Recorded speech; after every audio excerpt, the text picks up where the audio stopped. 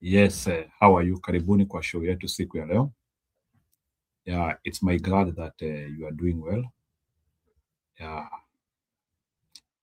sijui kama I'm starting it off early ama nimeanzisha mapema sana. Yep, but all in all kazi kwetu because lazima tucharaze gumzo because tusipocharaza gumzo we are not doing the right stuff. So kuna ile mambo imejitokeza siku ya leo. Sijui watu wetu wa Meru nini na wakula ama ni those are the few fake guys wale ambao they are pretending to be like with this guy, but I don't think our Meru people are doing very well, but ni sawa.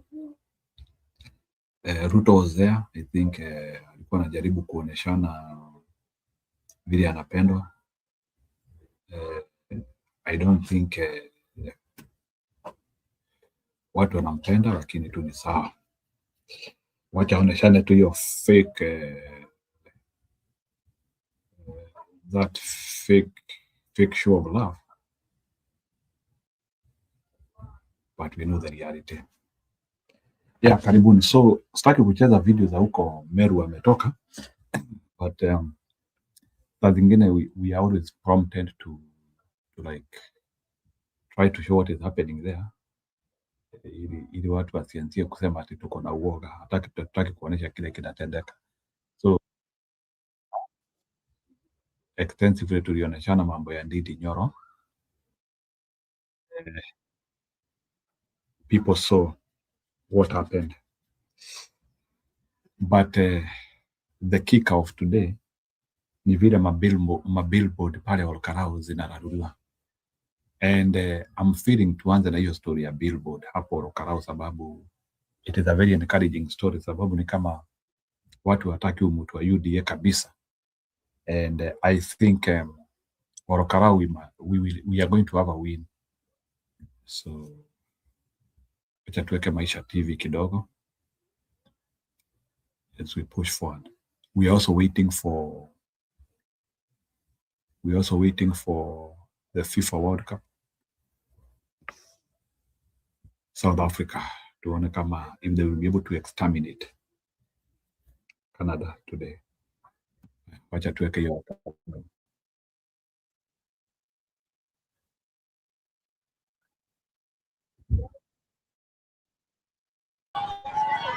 A crowd stormed a campaign billboard in broad daylight. Children were in the mix.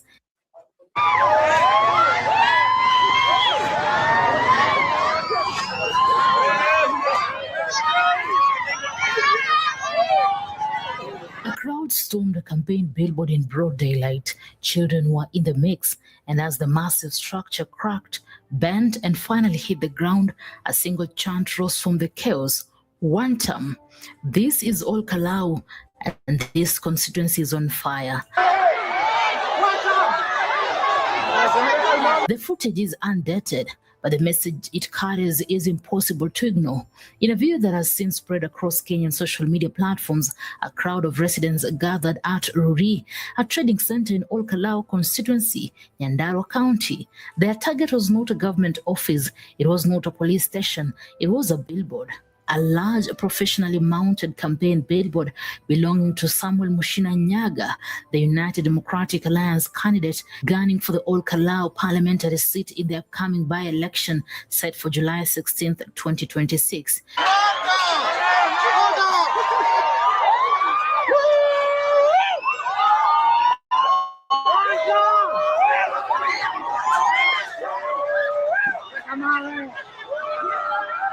What followed was not a quiet protest.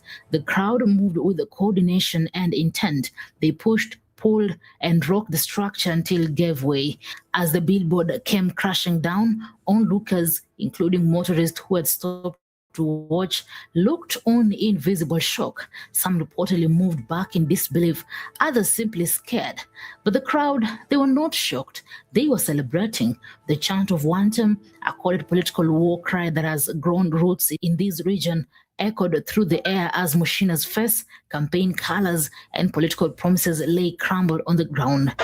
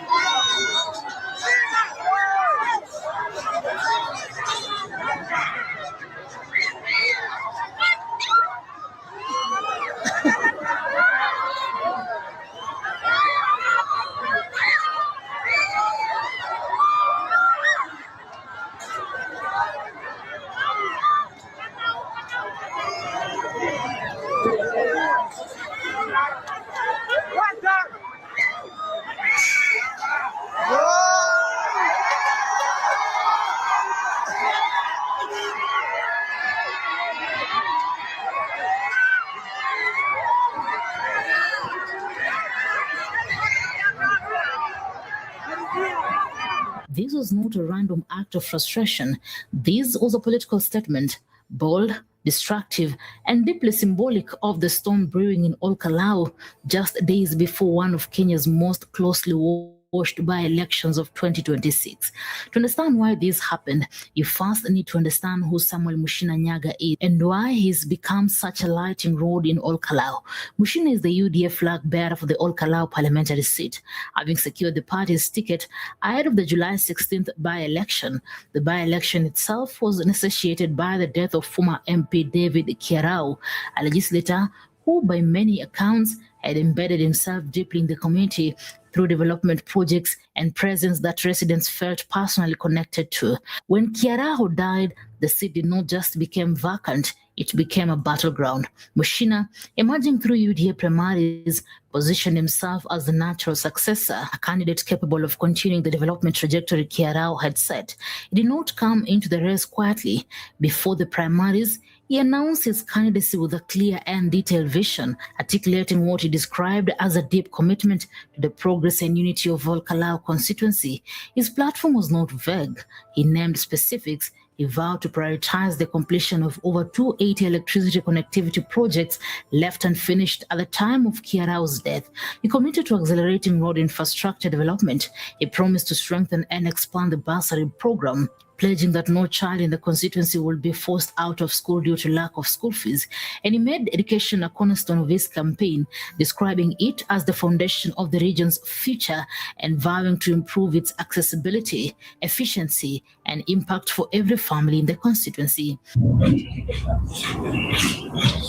On paper, Mushina's message was inclusive, development-focused, and forward-looking, but on the ground in Ol Kalou, something else was simmering.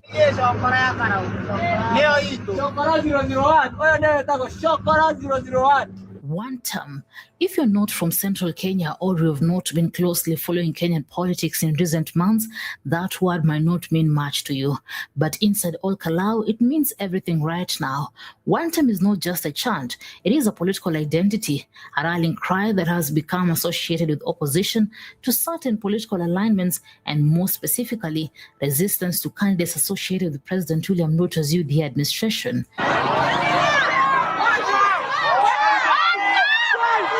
The chant has been used as a signal of solidarity among those who feel politically sidelined, disillusioned, or actively opposed to the ruling regime's choices in their region.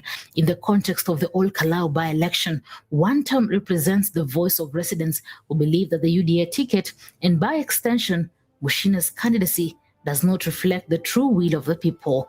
The fact that even children were captured in the video joining the chant speaks to how deeply this sentiment has penetrated the community. Political identity in Kenya often runs through entire households, and in Ol Kalou, it appears that frustration with the direction being dictated from above has become a family affair. But this is where the story gets significantly more complicated and significantly more explosive. Within hours of the billboard distraction footage circulating online, the political blame game began.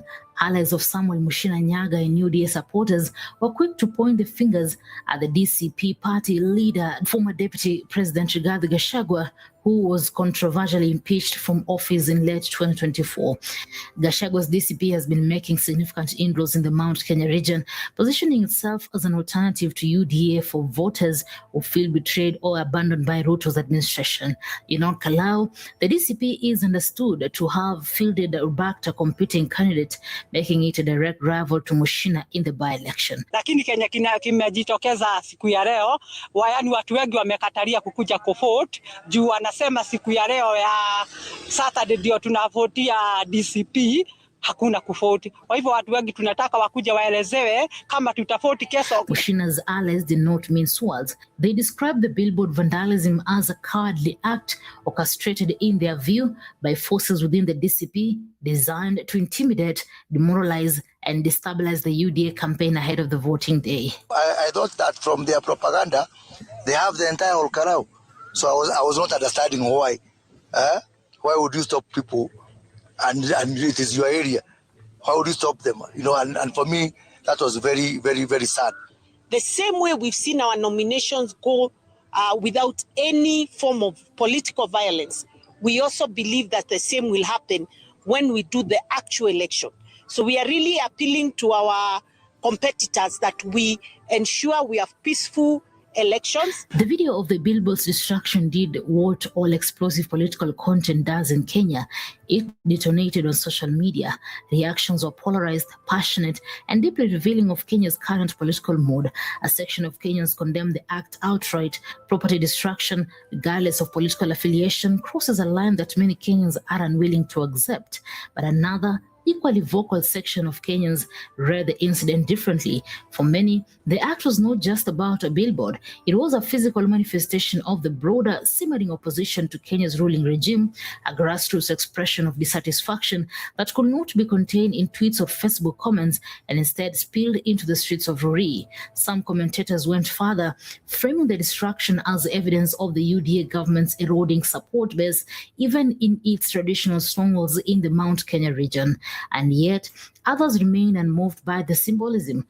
Their argument was straightforward. Mushina will still win. Vandalism does not vote. And when July 16th arrives, the ballot box, not a crushed billboard, will deliver the final word. Political history in Kenya has a pattern that the operators in Olkalau know well. Sometimes the act meant to destroy a candidate becomes the act that serves him. The destruction of Mushina's billboard at Rurii was designed, if the UDA allegations are to be believed, to intimidate and diminish. But in Kenyan politics, public acts of aggression against a candidate can trigger a backlash effect. Undecided voters who may have sat on the fence can be pushed off, if not by the candidate's promises, but by the disgust at what was done to him. Whether that effect takes hold in Olkalau will be determined on July 16th. What is already clear is this: the constituency is not going quietly into this by-election. The chant of one term has been recorded, the billboard has been destroyed, the political temperature is at the level that makes the outcome generally uncertain. And in Kenyan politics, genuine uncertainty is rare enough to pay close attention to. Newsroom, Maisha TV, reader Kering Chubet. IXL is helping. Reader Kering Chubet. Hi, Karibu Acacia. I'm the first one to welcome you. So Eric, can you react to that as we move forward? Today's the hardest start. Erico, are you there? Eric, can you react to that? Unless kama sikukupata. Meanwhile, as I wait for Eric to react to that, I'm also... Hi, Acacia. Ingia kwa kikundi. Kuone. Good, Karige. Yeah, Eric, are you there? So do you want to react kama kwanza nikuweke ingine hapa, because there is a lot to discuss today. There is that issue of billboard ya huyo jamaa anaitwa Mushina. Nasikia ni jamaa wa UDA. Raia wameitoa. So, hiyo billboard ya huyo jamaa wa UDA pale Olkarao raia waliitoa. So can you react to that? Waliitoa sababu ya uchungu, waliitoa sababu they don't know. Bona billboard ya Mushina ilitolewa. Oh, I don't know. I think they shouldn't do that. I think they shouldn't do that. Of course, those things excite, but they don't win. But it can be out of amtaki huyo mtu atumtaki. It's like a way of showing people this person doesn't have support. What about that? Or you want to say it can fuel sympathy? Is that what you mean? No. UDA is part of sympathy votes in Olkarao. Your sympathy votes, no. Yes. So I was trying to look at the history of Olkarao in their voting from 2017. You know, when I debate, napenda ku debate with numbers. Mimi mtu wa hesabu, arithmetic. So niko naangalia 2017, David Joanna Keraho got that 7,751 votes in 2017. In 2022, he got 24,000 votes. And and in the opponent, the Sami Godho, got 19,300 something there. I don't know why Godho lost. Na chama gani? Hebu tuambie huyu alishinda alikuwa chama gani? Jubilee. Huyu alishinda alikuwa Jubilee, naye Godho alikuwa na chama gani? Because it is important. Godho alikuwa na UDA. Godho alikuwa in 2022 alikuwa na UDA. Before that alikuwa MCA. So I think Keraho was a good candidate, but in 2022 watu wa huko wako napenda Jubilee, but it's still though ukiangalia hizo number unaona there was a huge decline ya votes over 15,000 votes. Karibu, I mean almost 15,000. Sijui before nilikuwa naona Gachagua kama anaweza shinda hii kitu like direct, but naona ata struggle kidogo, haitakuwa rahisi. I think atakuwa na strategy. I think ako na strategy. I'm waiting kuona nisikia siku ya mwisho atakuja nini. Siku ya mwisho nisikia atakuja. So unajua election sometimes vitu kidogo huwa zinaweza change. Like one day imechange kila kitu. Unaona kuna time in a way UDA walikuwa wameanza ku gain something, but after hii ni narrative ya sijui chokora nini, somehow wali Kenya walikuwa wamegain kidogo. What is chokora? Like narrative ya chokora nini? Kuna walisema sijui za Moses Kuria sijui ametumia kitu about chokora, so walikuwa wakaisema ni MP wao wa nini, ni aspirant wa DCP ameitwa hivyo, ndio wakakuja hii mambo ya kuchanga ati wanambaia suti. Yeah, which I think hiyo narrative the people of Olkarao wanaibuy. That's why unaona walichanga. And I think that was demeaning language. I don't think that people would accept that. People would accept. I remember when I was hearing that Moses Kuria was saying like ni kama jamaa ananuka anunuliwa marashi. Is that that time? You're saying? Yeah, ilikuwa that time. That's when nasema tuseme kama UDA walikuwa wamegain kama 5% more ya Kenya walikuwa nayo. I don't know penye wako. Apart from the fake opinion polls, your narrative it declined their upward.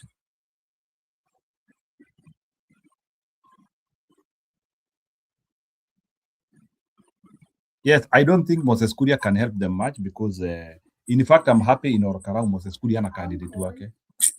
Moses Kuria mimi ana candidate angekuwa na candidate kama angetuharibia, but because ako UDA saa hii anaharibia UDA huko vizuri sana. Good. Mimi nasema Moses Kuria naona siasa alikufanga juu. Actually alikufa 2022. Unaona kiti ya governor unajua alipata votes ngapi? Umeifanya research? That's hata akitolewa CS Ruto alikuwa anajua. Because sijui kama wewe angalia results za Moses Kuria Kenya alipata. Umeangalia? Unafikiria alipata votes kama ngapi in Kiambu? When he was vying for governor, you know me, I don't follow Moses Kuria because for me, Moses Kuria is a man. Yes, when he was vying for governor, yeah. Yes. Mimi sifuatangi yeye, so I don't care. Kama alipata mbili, 10. I cannot. Ngoja Eric kidogo. Mimi kwa kusema ukweli, Moses Kuria leo yangu haijampenda na sio saa hii. For I think I have 10 or 15 years. Moses Kuria tu kuna vile tu mimi nikimuona tu hivi tu naonanga mkora, unreliable, liar. I see all the worst person in him. So mimi hata wale watu wanamfuatanga and following him as a political pundit na kujifanya venye sijui mimi nimefanya kazi hizi nimefanya wapi. The reason why personally mimi roho yangu haipendi Moses Kuria ni akona kiburi mbaya, akona like he pretends like to be among the most well enlightened people na yeye, and he deserves to even advise people while he is not of a good character. So for me, I don't care about him. So maybe he is one of the people who I cannot even ask for water. Me before 2022, I thought it was very competitive, but the kind of votes nikiziangalia hapa wana cheka. You know, Wamatangi alipatanga 348,371. Maina Jango 237,361. Kafogo 106,980. James Nyoro akapata 99,562. Moses Kuria ngapi? Alipata 24,512. Akiwa MP alikuwa anapata more than this.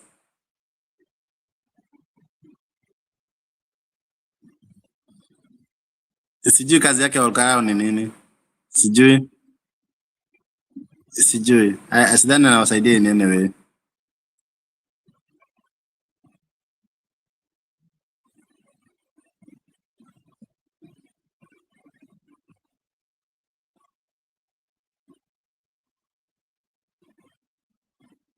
Jiro, go ahead. Niko na make your point ya Moses Kuria, niko naona in my opinion sijui kazi yake ni gani huko Olkarao. I don't think anawasaidia in any way.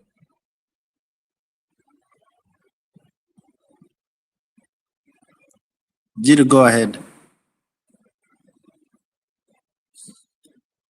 Yeah, that's okay. So I appreciate that. Unajua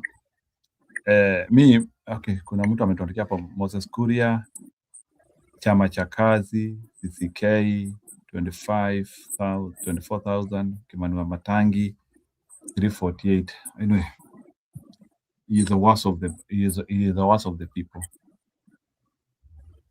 Yeah, so I don't take Moses Kuria as a beacon of thinking. So saa zingine naonanga kuna watu hata akienda kwa TV, there are some people who try to listen to him, and I think Wakikuyu wakiachana na watu kama Moses Kuria maisha yao itabadilika. As long as Wakikuyu wana concentrate na mtu kama Moses Kuria. Another guy nilisikia akisema vijana wetu jamaa mwingine anaitwa CN, sijui nani jamaa wa CN yule ambaye alikuwa anasema wakumbuka jamaa alikuwa sijui naonjua ajua Kenya naongea, sijui akuwe computer illiterate.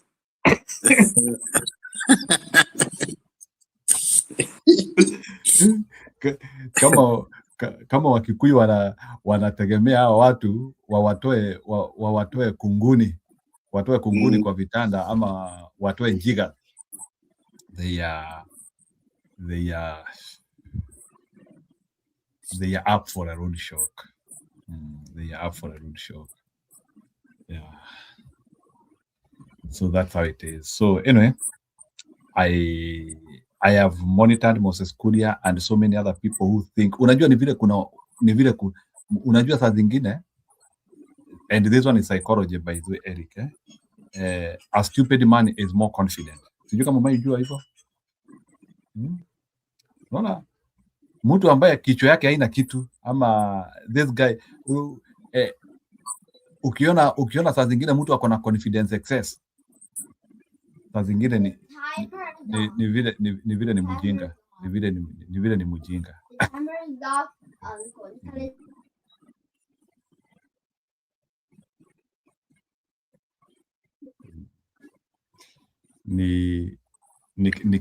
Ni kijana wa rafiki yangu hapa ananiongelesha, so sorry for that. Bwana Eric, I have a young boy here. I have a young boy, niko na kijana mdogo hapa ananitembeleanga, so siwezi fukuza yeye. Ndio amenipokonya simu sasa, ananiuliza vitu. Yeah, anyway, sorry for that. So that is what is happening. So ndiye tunasumbuana naye hapa. So saa zingine ukiona nasumbuana na mtu, kuna kijana mdogo hapa tunasumbuana na yeye. You know YouTube does not allow young kids to be in the TV, so it will be in broadcast. So saa zingine akikuja hapa tukisumbuana naye, saa zingine nasukuma yeye. So that's what is happening. So but ni kijana tu anapenda kutembelea mimi, na sasa kijana akiamua kukutembelea huwezi fukuza mtoto. So ako na simu yangu na anangojea World Cup pale. Tunaona World Cup na yeye. Anakuja tuone World Cup. So anangojea South Africa, na mbele South Africa wanacheza na timu gani? Ya so ndiye alikuwa ananikumbusha na anko, na unajua tunaona mpira. So anataka kunitoa kwenyu. Okay. Anyway, away from that. So Eric, inacheza na Canada. Yeah. I believe Canada will be defeated. Lakini sasa unajua yule mchawi wetu anini ameongea kitu kubwa sana mpaka nikashtuka sasa. Karibu anataka kufanya ni although siwezi amini uchawi, lakini karibu anataka kuanzia kunifanya nianzie kufuata uchawi bwana. Sasa yule mchawi wetu wa Ghana bwana amesema bwana Argentina itagongwa vibaya sana na Cape Verde.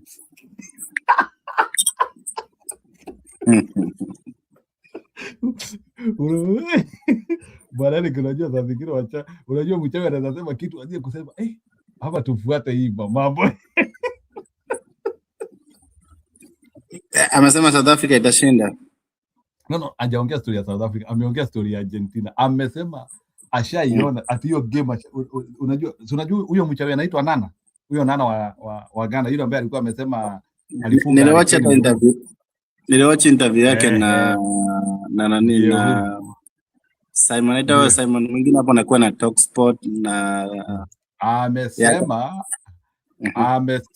amesema leo na I think he will be interviewed tomorrow again because unajua he is attracting a lot of attention. Amesema Argentina ile game watachezewa watakuwa wanauliza kwa nini walipoa hiyo Cabo Verde.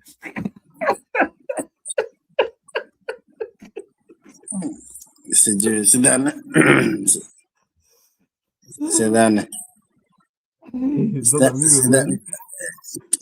Nini itakuwa na good fight, but I don't think it's gonna the odds in my opinion naweza penda wa proceed, but hawezi. Unapinga mchawi Eric, unapinga mchawi? But niliwatch interview yake mwenyewe akinini akaulizwa hizo maswali ali nini asi uchawi ukweli. Si alifanywa interview na Talksport. Lakini hebu nikuulize, what if Cape Verde eliminates Argentina? Ni swali tu nakuuliza. It's football, it do happen. It's football, it can happen, but the odds iko against them. Why are you saying to against them? See, 11 people, 22 legs. You know, ukiangalia the history ni kama kusema Baba ashindane na nani that time. Baba at his best. Baba at his best. Anyway, that's why it was a bit huyo mchawi ni kama ameongea vitu nataka kusikia because nataka Argentina ing'olewe. Any team which timu yote ambayo itaweza kung'oa Argentina will be so happy. So I don't think Argentina is the most ruthless team. I think France is more ruthless than Argentina. It's not about being ruthless. I don't like Argentina in my own way. Mi sipendi Argentina kabisa. So mi Argentina na Spain wakipatwa na vitu mbaya na kuanga nikifurahi. So that is my unajua na your prediction ni gani tukae tukijuanga hapa kwanza? Tujue kama predictions zako za kuanguka. Unajua tu ulikuwa ukifanya predictions zako. Yeah. Mimi niko na Japan, Morocco. I'm supporting. Give us one team. One team? Wewe ni lock kwa team moja. No, give us one team. Majority of the teams isipendi. I don't like Netherlands. I don't like England. I don't like majority of teams isipendi hapo. I will sipendi Brazil. So wacha niende tu na Japan for now kama ni team moja. Japan. They have really invested in football. It is the only, I think with Australia, they are the only remaining teams, but I will stand with Japan for now. For me, I feel they are having some good, exciting game, which I would love to see for the whole cycle. They are the most interesting team I've seen. Lakini pia kuna kitu nataka kuambia hapa Eric, unajua adha venye tunasemanga live spiritual nimekuja kujua ni ukweli. Unajua ubest wa Cape Verde bwana. Huyu goalkeeper wa Cape Verde. Do you know that in his interview even before the World Cup started, alianzia tu kucheza. Saa zingine nimekuja kujua usicheze na maneno, words have power. Do you know that aliitisha Messi? Alisema it would be a dream come true if I play with Messi. Yeah. Things happen. Hata mimi vitu kama hizo zimenihapenia kwa maisha. Unaitisha kitu alafu sasa inakuja Mungu anaiwekelea mbele yako sasa. I think maybe anaweza kuwa maybe he was bluffing or maybe he was saying it as a football statement.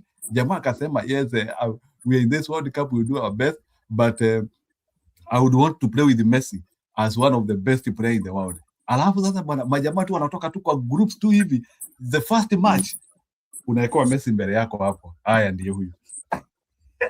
Hiyo kitu. But right now unajua level yake imeimprove. Unajua if you talk of the best forward like those goalkeepers when you are on their prime, kama kina David De Gea ako number 4 in the world in terms of followership. Wewe unasema aje bana, na huyo jamaa ashakuwa he is now even more popular than the president. Hebu niambie president wa Cape Verde anaitwa aje? Simjui. But ninasema ngoja kidogo.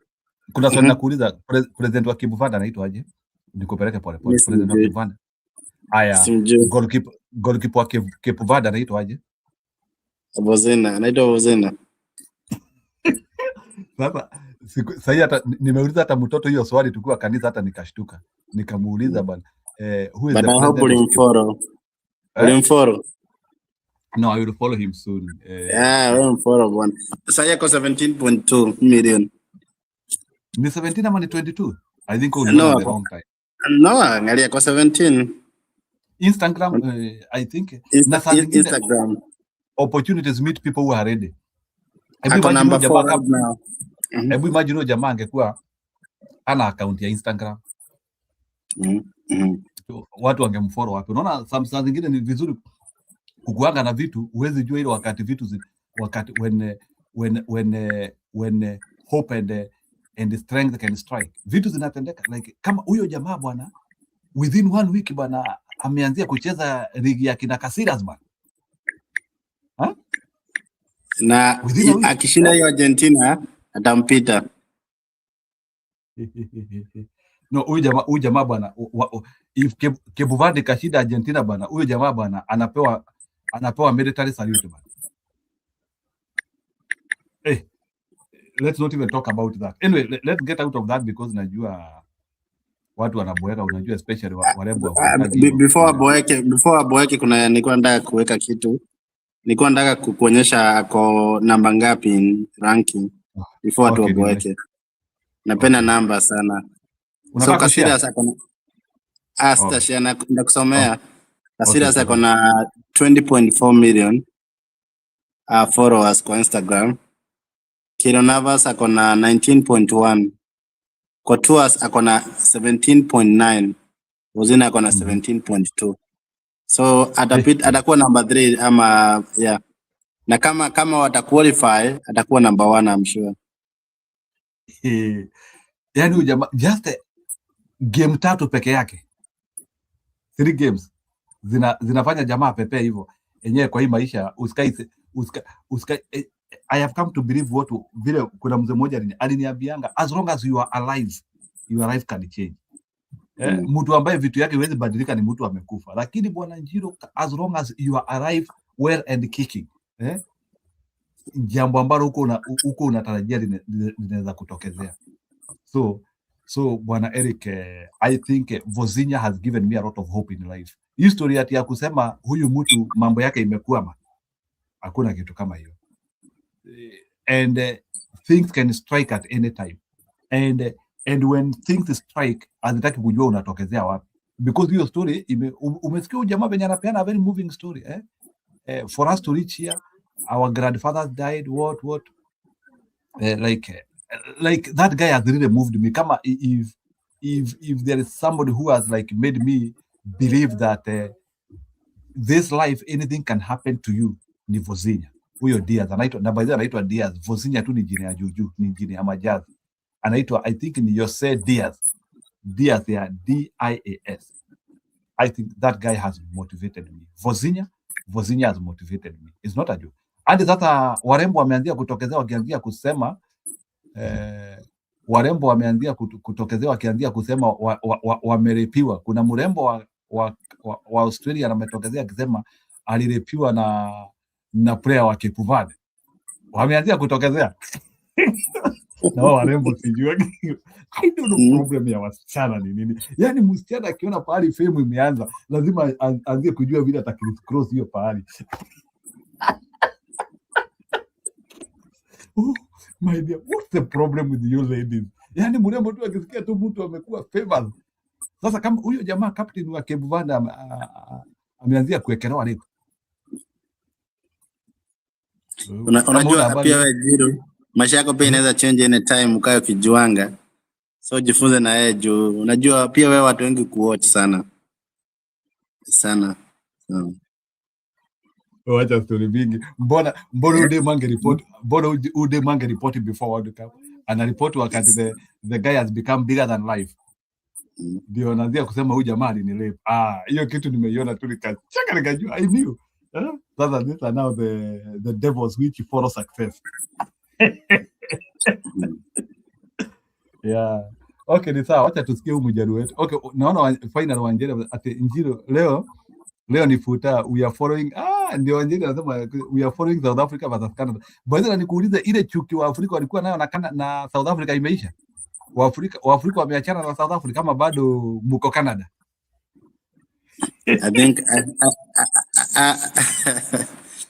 I think South Africa they did very well. Sometimes watu wanapenda kuwa associated na success. So I think walitunyamazisha.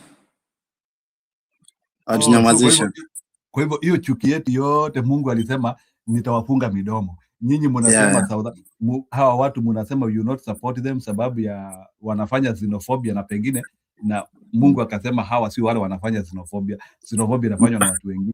Mungu akasema you want them to go back. You want them to go back. And it happens that way, bwana. Unatakia mtu maovu bwana, alafu Mungu anamuinua. But I think I have come to learn, and occasionally you need to listen this one very much. I have come to learn, saa zingine usitakie mtu mabaya. Saa zingine Mungu anaweza fanya kitu inaitwa kugoshonora. Mungu anafanyia mtu kitendo ili sasa ulie kabisa. But I will still hate Ruto.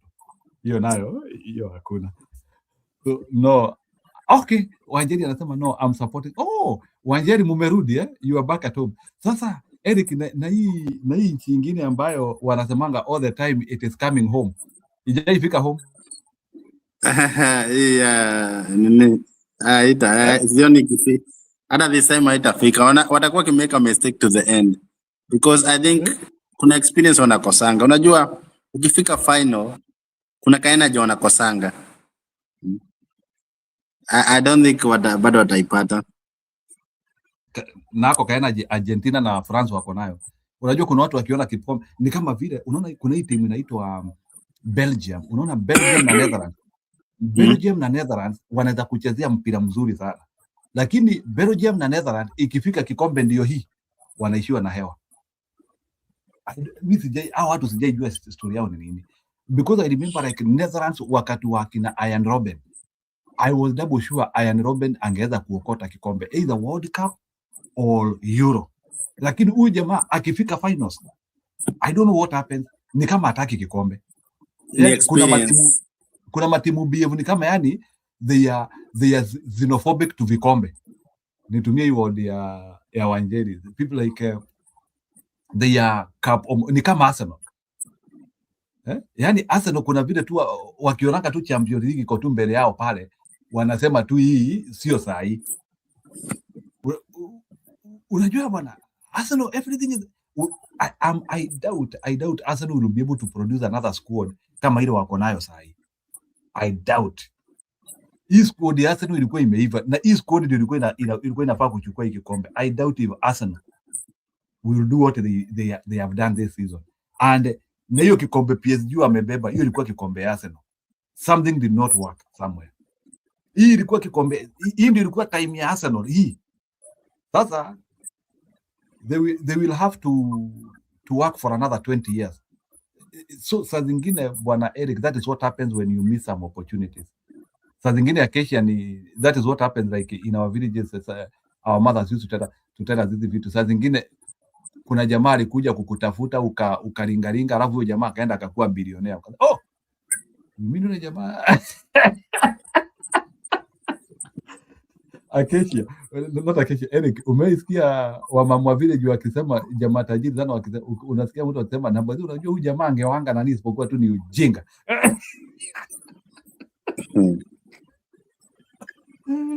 Eric, nikuambia zile mastori nasikianga, unasikia jamaa anapita hapo na Porsche ama na Cayenne. Nasikia sasa, unajua sasa ni mundi angekuwa kwa hiyo gari isipokuwa ni ujinga. So hadi jamaa mwingine akasema hivyo, nikamuuliza kwani ni mwa alifanya ujinga gani hadi unaniambia hivyo? Wewe ujui bana. Si ni mwa aliambia jamaa you are not my type. Sasa ona. You know, even somebody who knows SK Mashari alikuwa ananiambia there was a time, but there is a lady who told SK Mashari you are not my type in their generation.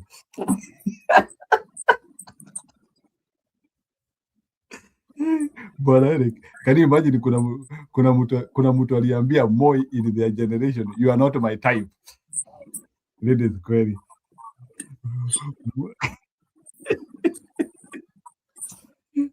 Ni kama vile Eric, maybe as I cut this story, do you know that kuna mademu nilikuwa nikisoma kwa nini kwa vitabu ati hata kuna mademu alikuwa anaambia Obama you are not my choice.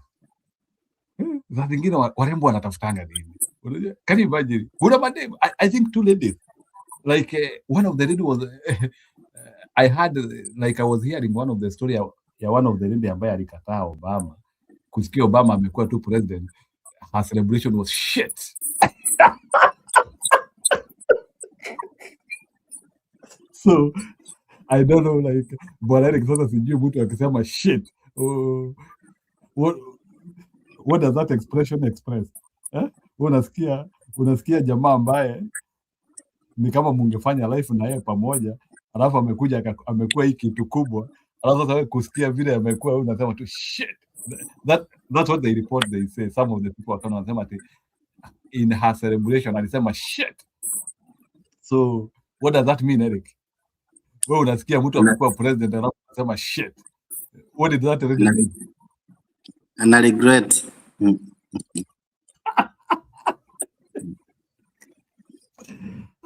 And I miss that opportunity. Sasa ni yake kuwa for the first lady.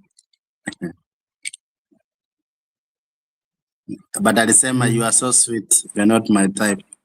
So I'm sorry you are so sweet, but you're That's not what I'm my telling type. you. Your word, you are not my type. Ladies should use it very calculatively. By the time unaambia mtu you are not my type, uko umeinterrogate hizo words vizuri, sababu unaweza zitapika one day. Wanjani umesikia? Wanjani umesikia? By the time unaambia mtu you are not my type, investigate those words. Anyway, away from that, niachane na ujinga. Wacha tusikie huyu mjaluo wetu sasa. Ati Wajaluo wako maandamano. Shame on you. My name is Benedict Otieno Odhiambo Onyango. I am a Luo by profession. Ati Wajaluo wako maandamano. Shame on you. My name is Benedict Otieno Odhiambo Onyango. I am a Luo by profession. Hii mambo mnatuambia Mbadi is a Luo. Mbadi is not a Luo. Mbadi is a Soba. Saa hii mnatuambia Wajaluo wako serikali. Mjaluo mgani yako serikali? Those are not in government. Mbadi is a Soba. Sijui mwingine nani anaitwa aje huyu amepewa energy kwenye waliuzia Museveni Wandai. Who is Wandai? Wandai is a lawyer. Mjaluo mgani anaitwa Wandai? Mjaluo anaitwa Onyango, Otieno, Owino. Kuni ushaisikia wapi Mjaluo anaitwa Wandai? Wandai is a Luo. I can tell you my fellow Luos. Luos are not in government. And this government has one mission. To use Luos as goods. Kenya hii, Wajaluo wamejaa kwa magara. Ndio wanatumika kama goods. Lakini nataka kuambia Wajaluo wenye wanatumika kama goods Kenya hii, angalieni Mungiki walienda wapi. The government of Uhuru Muigai Kenyatta ilitumia Wakikuyu wakatumika kama Mungiki. By 2027 election, they were killed. Saa hii mnasema Mount Kenya wanawake wako single mother. Nobody ever asked. Mbona wanawake wa Central wako single mother? Because a whole generation was killed in the name of Mungiki. I can tell you, my fellow Luos, who are being used as goons in this country, you are going to be killed. Ruto akona haja ya kutumia Mjaluo kama goons. Akishaingia 2027, there will God be with water. And we are not going to stand and allow our fellow Luos to be used by the government of demagogues, government of corruption.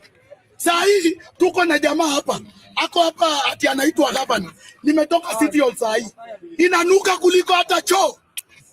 Kando ya City Hall inanuka. And the governor is here. That is why we are waiting for the swearing in of Governor Babu Ongili Owino. Yes. And I'm the one who is replacing Babu Ongili. Jacom 002.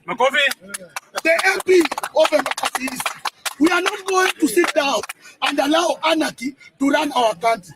Ati some fools were paid 500 shillings. Ati endeni muandamane. Hakuna maandamano kesho. What were they doing? What were they doing? Can you steal that so that other people cannot steal? Enough is enough. William Samoei Ruto. One time.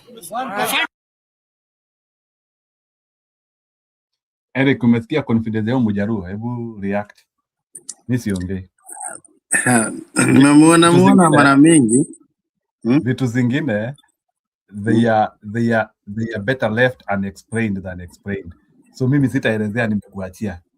Wewe na Acacia ndio mtatupea hiyo story. Ako very passionate kutoa Kasongo.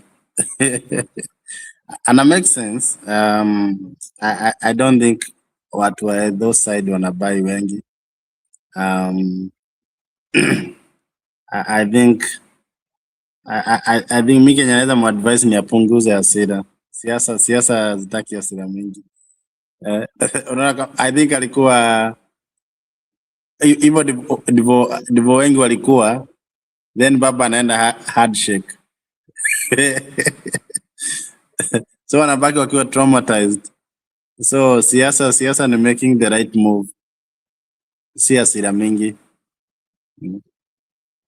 Utafikiria huyu anafikiria about the agenda ya hii, everyone is committed kwa kutoa Ruto, but hawako that committed. So wewe unajitolea, amejitolea sana. Ajitolea sana kutoa Kasongo.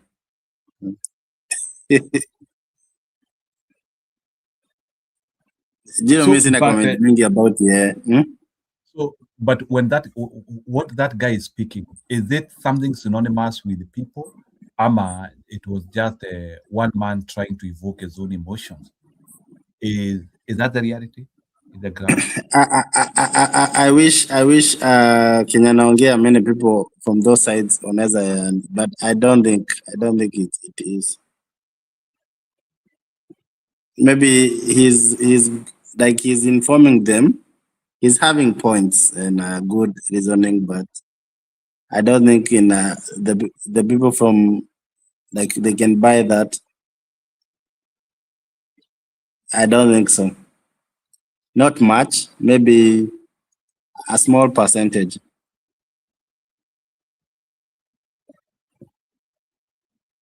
Okay, that one is good. So, but I feel the guy seems to be quite motivated in addressing the ills which are happening. Lakini kuna kitu amefanya, he has drawn parallels with Wakikuyu. Amesema Wajaluo wanatumika kama goods. So that is a statement we need to interrogate. Is it true or not? Then number two,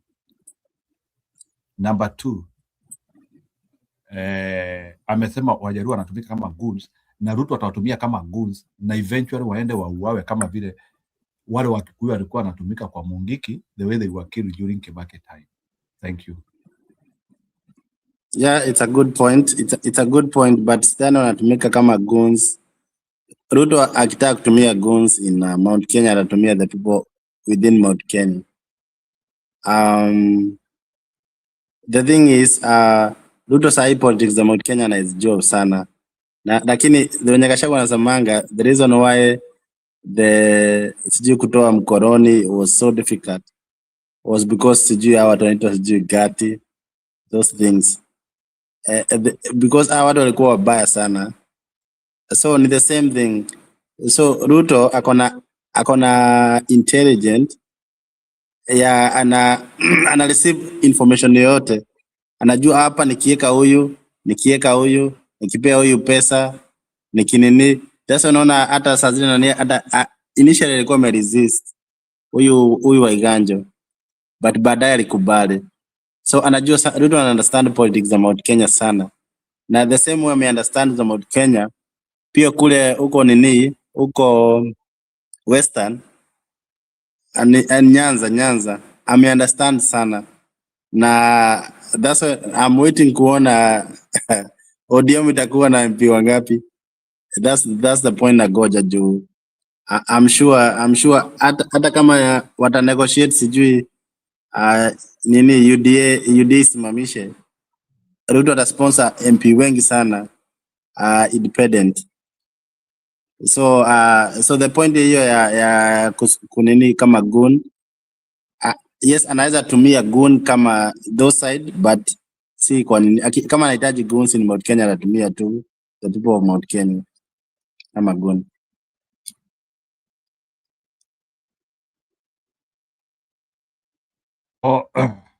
So that parallel, that's what I wanted to. Was it factual? Like kuna Wakikuyu walitumika kwa Mungiki na finally wakauawa. Is that the situation? Ni Wakikuyu walikuwa wanatumika or it was some people who decided to be criminals? Yes, si walikuwa wanatumia huyu Maina Jenga. Akipewa pesa, si hata initially kuna time Ruto alikuwa ameanza kumpea pesa. Kwani aliacha na kamtolea kesi. Siku hizi Maina anaweza kuwa anapewa pesa na ananyamaza. Siku hizi ongeangi sana kama before. Sasa zile kesi yake iliondolewa. Nakumbuka hata kuna siku alikuta Pastor Dorcas akanini kwa mkutano. I remember it was somehow in ile sherehe ya January ile ambayo alileta wakora. I think it was January 31 or December 31. You know, any of it. Okay, good. So let me give you something here.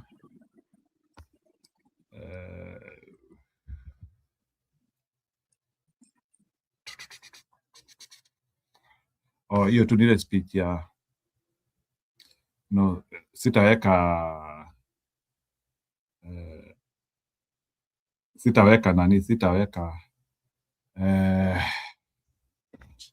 Sitaweka Ruto, sitaki kumweka. I'm looking for, I cannot put. Siwezi weka Ruto. Everybody thinks. Okay. Wacha niweke huu base yetu. Ni kama huyu jamaa alikuwa kwetu Embu. Let me put this one in. Na stonipike wherever you are, hebu kuja kwa show. You introduce this guy to us. Na utatuachia yeye. Wacha niweke. Maisha TV wacha nipunguze. Unajua nataka kupunguza volume kidogo because it's a bit blasting. Who will the people of Embu elect as the president of the Republic of Kenya in 2027? We begin by eliminating the one they'll not vote for. Hapa Kenya, kati ya Ruto, Kalonzo, Sifuna, Gachagua na Matiang'i, UP 2027 huwezi kumchagua kama rais wa Kenya. Nani 2027? Ruto. Asante kwa maoni yako. Thank you. The first vote has gone to His Excellency Dr. President of Kenya. The first politician to get 5 votes is eliminated. Nani huwezi kumpigia kura awe president of Kenya in 2027 of all these people? William Ruto. Wow, thank you so much. Second vote. UP utaki awe rais wa Kenya 2027. Gachagua. Asante kwa maoni yako. My sister, quick question tafadhali. Nakuuliza hivi, songa hapa kuna gari tafadhali. UP huwezi kumchagua awe rais wa Kenya 2027. Mwenye huwezi kuchagua. Mwenye huwezi kumchagua. Ruto. Asante kwa maoni yako. UP huwezi kumchagua awe rais wako 2027 kati ya wote kabisa. Ruto. Asante kwa maoni yako. Hao wote UP huwezi kumchagua kama rais wa Kenya 2027. Ruto, Kalonzo, Sifuna, Gachagua, Matiang'i. 2027 UP huwezi kumchagua awe rais wa Kenya. Mwenye huwezi. His Excellency, the President of the Republic of Kenya, Dr. William Ruto, has gotten 5 votes, which means he has been eliminated. End of the first round. I have to react to that. So, Bwana Eric, huyu amechagua Gachagua, huyo ni supporter ya Ruto. True or false?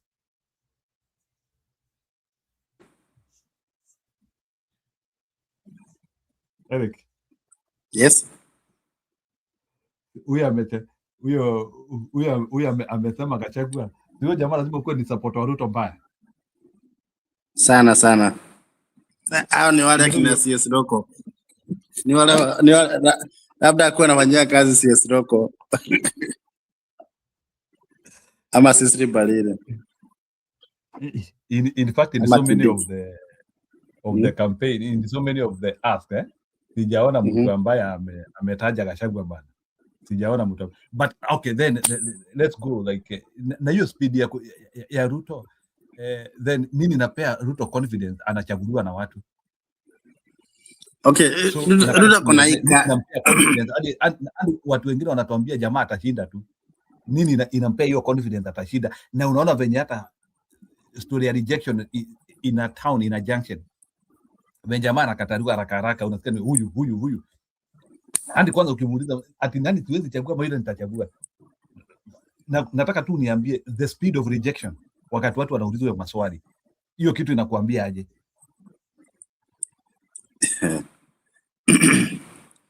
hiyo speed iko very high. Ama uko hiyo speed ya hiyo swali. Huwa na muwatch, nimewatch zote zimefanya Machakos. Na Eric, na kitu ya maajabu, mtu yote ambaye anaulizwa hiyo swali hakuna msee anafikiria. Usikie mtu akisema sasa nitoe nani hapa? Hao watu wote wameulizwa, kuna mtu umeona akikuwa na second thought? Maybe kwa hao mmoja unaweza sema akosangi mwenye ameona hapa kuna wave. Hapa kuna wave ya kumtoa. Hakuwa mtoe but amekuja amepata amepewa kama 3 au wengine 000. But the reason why ako confident ni juu siji kama ukazapata clip ya Jimmy Wajigi. Siji alikuwa afanya interview na Aitangwa Enoch.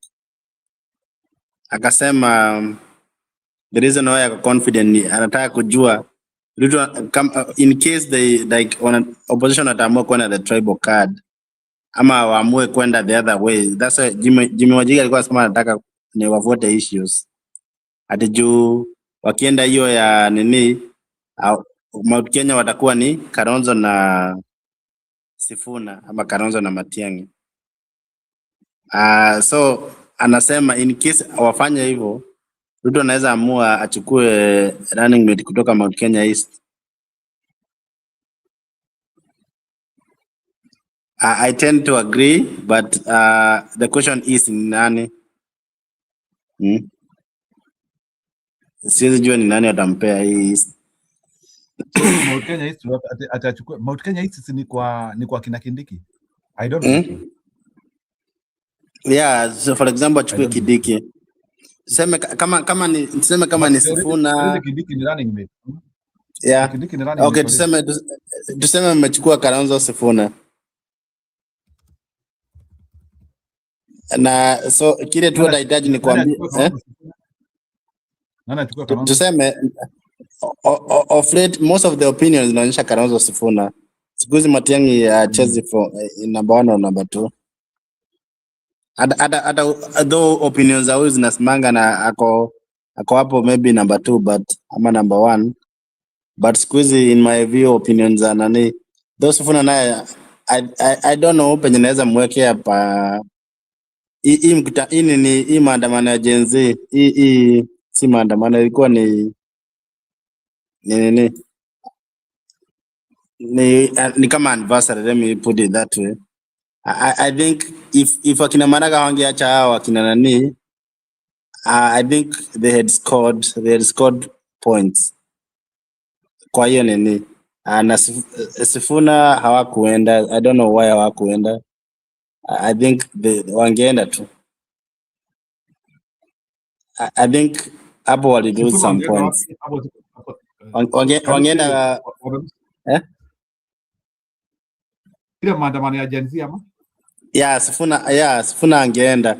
Unajua babu hata asipoenda, unaona ameenda kwa present kwa koti. So where is Sifuna in all this? Na hii maandamano ya Gen hii 25 ilikuwa maandamano ya Gen Z. Si ni kama kuna watu walikuwa wamesema Gen Z wasiende, ni kama njoo wamepangiwa mambo mabaya, wanaweza uawa. Ama but kuna wenye walienda.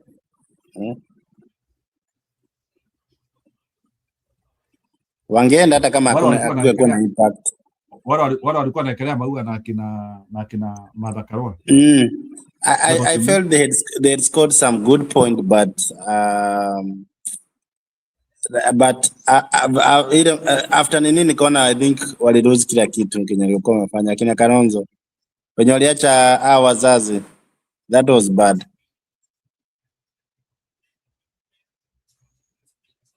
That was bad. Okay. Aya, wacha huyu jamaa endelee tuone. People will react about that. I will wait for an comment on that. Although leo simuoni hapa, ni kama amesusia, which is okay. Welcome to the second round. The 4 remaining politicians, Kalonzo Musyoka, Edwin Sifuna, Rigathi Gachagua, and Fred Matiang'i, will be tied in a 1v1 battle. Kalonzo Musyoka will be tied against Fred Matiang'i, and Edwin Sifuna will be tied against Rigathi Gachagua. We begin with a battle between Kalonzo Musyoka and Fred Matiang'i. 10 votes will decide on who goes home and who goes to the finals. Hapa Kenya, kati ya Kalonzo Musyoka na Fred Matiang'i, yupi unaweza mpigia awe rais wa Kenya 2027? Kama hawili ndo wamesimama, Kalonzo ama Matiang'i? Asante kwa maoni yako. The first vote has gone to Dr. Fred Matiang'i. Kati ya Kalonzo na Matiang'i, yupi unaweza kumchagua kama rais wa Kenya 2027? Kalonzo, asante kwa maoni yako. Excuse me my sister, quick question tafadhali. Nakuuliza hivi, hapa Kenya kati ya Kalonzo na Fred Matiang'i, hao wote yupi unaweza kumchagua awe rais wako 2027 kama Kalonzo? Sawa. Kabisa. Hapa Kenya kati ya Kalonzo na Matiang'i, yupi unaweza mchagua kama rais 2027 kama hawa wawili ndio wamesimama? Yupi yuko afadhali? Matiang'i. Asante kwa maoni yako. Thank you. Quick question tafadhali. Okay. Excuse me sir. Naweza kuuliza swali moja rais tafadhali. Nakuuliza hivi, sasa kwa Kalonzo na Kalonzo na Matiang'i, who is better? Kalonzo na Matiang'i. Asante kwa maoni yako. Kalonzo na Matiang'i, who would you rather have as a president of Kenya kati ya hawa wawili? Kalonzo. Kati ya Kalonzo na Matiang'i, tutaweka nani? Kalonzo. Kalonzo. Deputy wake Matiang'i. Asante kwa maoni yako. Thank you. Kati ya Kalonzo na Matiang'i yupi unataka awe rais wako 2027? Kama hao ndio wamesimama. Matiang'i. Asante, unamtambua vizuri. Asante sana. As we keep voting, in case you hadn't realized yet, we don't just do polls. We do social experiments, we do giveaways and give back to the society, but mainly we host competitions. It's only that politicians happen to be the players in this competition. For example, we recreated the first real-life Netflix Squid Game in Africa, the first one, where the winner was winning an exclusive ticket to compete for 100,000 shillings in one of my upcoming videos. Why am I doing this? Because I'm taking Kenya's content global. Believe me, this is by far the wildest Squid Game video you'll ever see. So after watching this video, please go watch our real-life recreation of Squid Game and comment Kenya to the world. I'm replying to every comment. Between Kalonzo and Fred Matiang'i, who would you rather have as a president in 2027? None of them, William Ruto. Asante. Excuse me, bro. Naomba nikuulize swali rais tafadhali. Hapa Kenya, Kalonzo, Fred Matiang'i, wewe unaweza kumchagua nani awe rais wa Kenya? Kati ya hao wawili. Nani? Kalonzo or Matiang'i? Matiang'i. Matiang'i. Matiang'i. Bro. Asante. Fred Matiang'i has garnered 6 votes against Kalonzo Musyoka, who has 2. Which means Kalonzo Musyoka has been eliminated and Fred Matiang'i is heading to the finals. Welcome to the 3rd round, second to the last competition between Edwin Sifuna and Rigathi Gachagua. 10 votes will decide on who goes home and who goes to the finals. Bro, naomba nikuulize swali tafadhali. Nakuuliza hivi kidogo. Aya sawa. Excuse me sir. Quick question. Between Sifuna Gachagua, 2027 president, who? Sifuna Gachagua? Okay, no problem. Excuse me, my sister. Can I ask you a quick question, tafadhali? Okay, no problem. Naomba nikuulize swali tafadhali. Nakuuliza hapa Kenya, kati ya Sifuna na Gachagua, yupi unataka awe rais wako wa Kenya 2027? Sifuna or Gachagua? Kwa maoni yako. Kati ya hao sasa. Kati ya hao wawili. Sasa tuseme hao ndo wamesimama 2027. Sifuna ama Gachagua? Gachagua. Asante kwa maoni yako. The first vote has gone to Rigathi Gachagua. Let's keep voting. Sifuna Gachagua 2027, yupi unataka awe rais wako? Who is better? Gachagua. Asante kwa maoni yako. Thank you. Excuse me sir. Naweza kuuliza swali rahisi kabisa. Hapa Kenya, Sifuna Gachagua, yupi unataka awe rais wako kama hao wawili ndio wamesimama? Sifuna. Wewe ni Sifuna? Asante Sifuna. Excuse me my sister. Question. Sifuna Gachagua, nani unaweza kumchagua 2027 awe rais wa Kenya? Nipe mmoja tu. Sifuna or Gachagua? Hakuna wote kabisa. Hiyo ni kali. Acha nimuulize huyo kakangu. Bro, naomba nikuulize tafadhali. Nakuuliza hivi, hapa Kenya kati ya Sifuna na Gachagua, yupi unaweza kumchagua awe rais 2027 kama hao wawili ndio wamesimama? Gachagua. Asante kwa maoni yako. Thank you so much. Kati ya Sifuna, Gachagua, yupi unaweza kumchagua kama rais 2027? Sifuna. Wewe ni Sifuna? Asante kwa maoni yako. If you're watching this, please subscribe. We go to great lengths to bring you this content. And if you're watching on Facebook or TikTok, please go to my YouTube, Mr. Mwema, and give me a subscription. Wewe, Sifuna, Gachagua? Sifuna. Asante sana. Kati ya Sifuna na Gachagua, yupi unaweza kumchagua awe rais wa Kenya 2027 kama hao ndio wamesimama? Sifuna. Kuna Sifuna, kuna Gachagua. Yupi unaweza kumchagua kama rais wa Kenya? Sifuna. Asante. Hapa Kenya kati ya Sifuna na Gachagua, yupi unaweza kumpigia awe rais wa Kenya 2027 kati ya hawa wawili? Sifuna. Edwin Sifuna has garnered 6 votes against Rigathi Gachagua, who has only 3, which means Rigathi Gachagua has been eliminated and Edwin Sifuna is heading to the finals, which means it's time for the grand finale. For the first time in the finals, Edwin Sifuna and Fred Matiang'i are battling. Let's take 10 votes to determine the winner. Dada zangu, naomba niulize swali moja rahisi kabisa. Sifuna Matiang'i for president 2027, unaweza kumpa nani? Mmoja tu, nitajie mmoja. Sifuna ama Matiang'i? Yupi unaweza kumpa? Matiang'i. Asante. Thank you. The first vote has gone to Fred Matiang'i. Nakuuliza hapa Kenya kati ya Sifuna Matiang'i, yupi unaweza taka awe rais wa Kenya 2027 kama hao ndio wamesimama? Mmoja tu. Nipe siku mbili nitakuja Wewe bro, niambie. Nakuuliza hivi, Sifuna Matiang'i, who is better awe president wa Kenya 2027 kama hao ndio wamesimama? Asante. Matiang'i. Excuse me, one question hivi tu. Nakuuliza hapa Kenya kati ya Sifuna na Matiang'i, yupi unaweza taka awe rais wa Kenya 2027 kama hao wawili ndio wamesimama? Yes. Sifuna ama Matiang'i? Matiang'i. Matiang'i. Wow, watu wanapenda Matiang'i.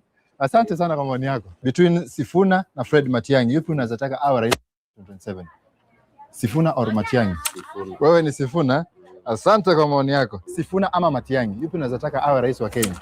Asante. So who is better between Sifuna and Matiang'i? Sifuna. Sifuna, wewe ni Sifuna. Asante, thank you. Excuse me sir, can I ask you a quick question? Yes. Nakuuliza hivi, hapa Kenya between Sifuna na Matiang'i, yupi unaweza taka awe rais wa Kenya 2027 kama hao wawili ndio wamesimama? So between Sifuna na Matiang'i ungechagua nani? Sifuna na Matiang'i. Ungechagua Matiang'i. Hapana. Wewe sasa wewe sema yako.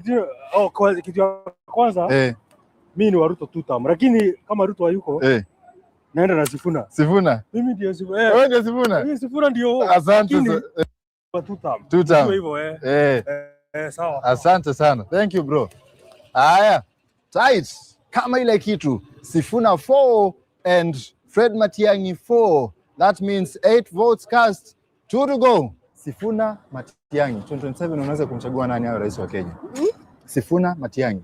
Kati ya hao wote unaweza kumchagua nani awe rais wa Kenya? Kati ya hao wawili, Sifuna or Matiang'i? Asante, wewe ni Sifuna. Asante. Can I ask you a quick question?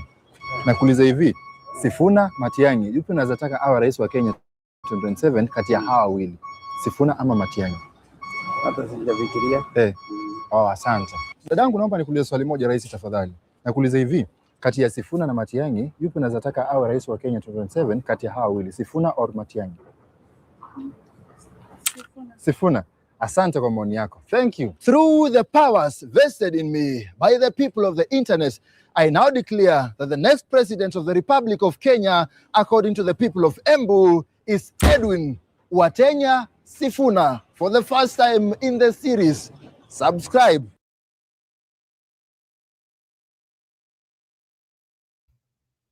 Eriko, can you react to that? To the energetic people of Embu. What do people of Embu want? Yeah, napenda numbers sana. So the first thing niko naangalia. Na pia kidogo na nataka watu kwa comment section pia they react to that.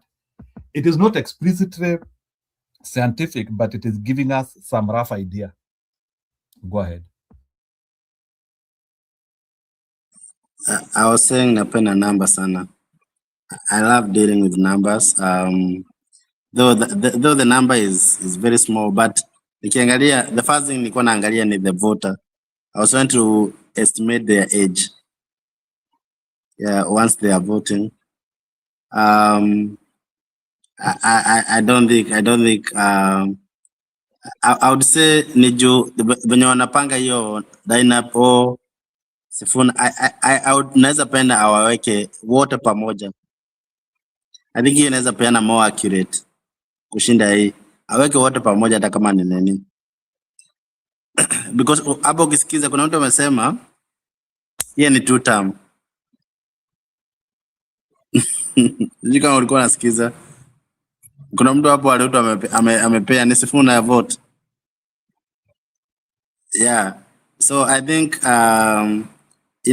it's a good sample, but it's a small one. I don't think inatupea. So there's one constant thing inatupea about Ruto. But I think when bado we are very far from hatujui so far hatujui venye politics bado I think by next year hapo mwanzo tutakuwa tumejua vizuri. Na sana sana tutakuwa tuko sure sasa kwenye wata name nini running mate. Because you determine sana.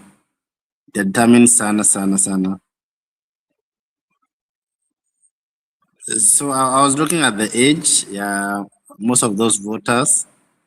I was looking at the genders, like yeah. So I'm not surprised that Sifuna won that. I'm not surprised. When I look at the age.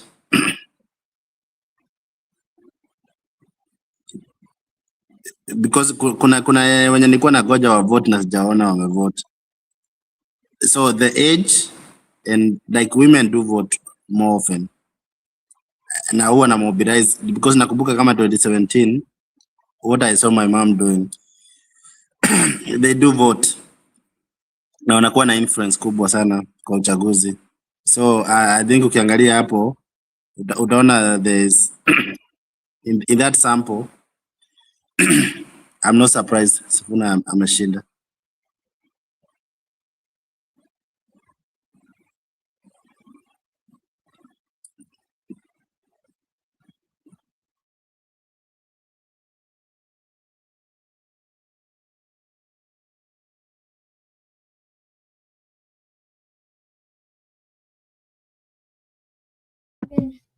Okay.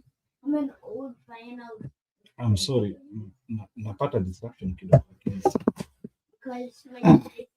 Wacha nitafute video ingine. Bado game ya South Africa ni 0-0. Ndio huyu kijana wangu anakuja kuniambia hapa. I know how to play this game. Okay, wacha tuweke huyu gavana. Tutasikiliza huyu jamaa wa Meru kweli? Whoa. What's that? I just built a budgeting app in Base 44. Guys, Nina just built... Okay, wacha tuweke.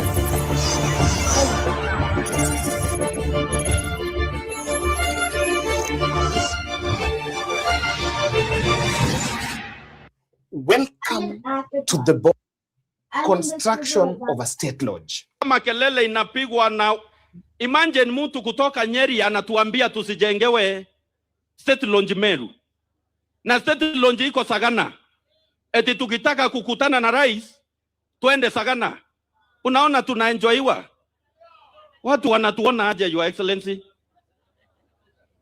Wanatuona aje? Ni madharau.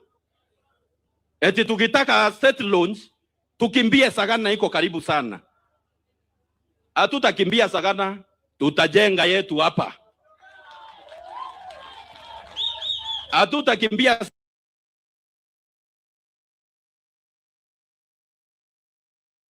Bwana Eric, can you talk about that divided rule tactic? Unaona sasa kuna viongozi wa Meru washagawiwa. Ati kuna mtu ako Nyeri anatuambia tusijengewe hapa. Unasikia sasa hiyo state house imeanza kutumika kugawa watu sasa. The narrative has shifted from destruction of environment, vile watu walikuwa nasema that thing is destroying environment, to ni mtu wa Nyeri hataki tukue na kitu hapa, tukuange tunaenda Nyeri. Can you tell me, can you talk about that somersaulting? I think haita work. I think siasa ikianzia, unajua mimi nasemanga kama mtu akitaka kuchukua Mount Kenya East angechukua from Meru na angechukua the oligarch wa nini wa Meru akina Kiraito ama akina Munya ama I think wata counter hiyo. Itakuwa watasema wao wangesema wajengewe hospitali ama something good like state house. Ni president akai huko sana, it's just a waste of money. I think there's more wangefanywa in Meru. One thing I know, opposition watashinda Meru in all ways because Kawira Mwangaza ako very strong. Medeka ako very strong. Munya ako also very strong. I don't think this guy was hajakuwa connected na watu sana kutoka zamani. Not only kushinda, can we win decisively? Unajua kuna kushinda ile ambayo unajua Ruto anagawa hii kura 40-60. That's what he want. So can we win that place with over 80 something the way we have been winning convincingly in Mount Kenya, in Meru sasa, because watu kama wakina Mut, you think watu watawafuata ama watu watatoroka mwisho wa siku? I think atakuwa na some numbers.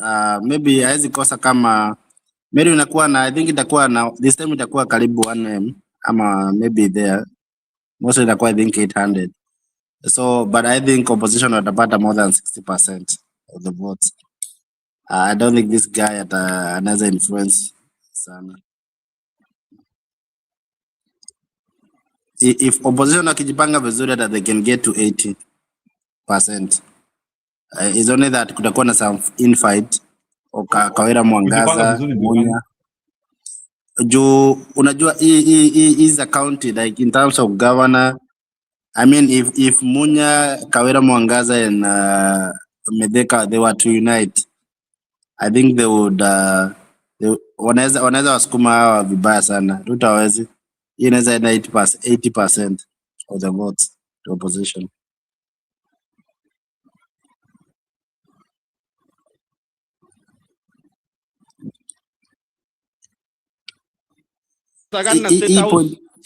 Hii point ya State House wataitako vizuri sana. Yani unapigwa kwa kila njia. Si wewe utakuwa ukilala hapa Your Excellency.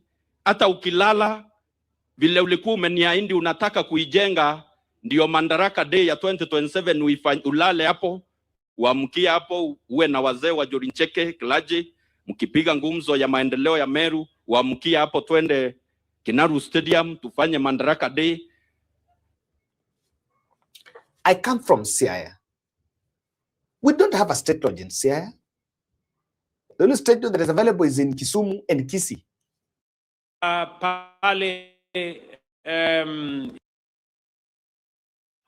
What's 243 into 6? 1458. Square root of 144? 12. 37 plus 42 plus...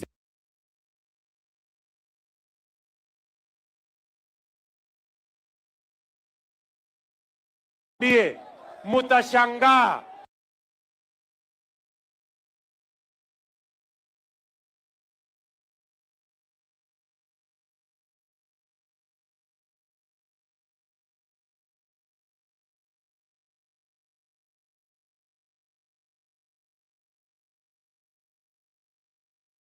We now have a solution.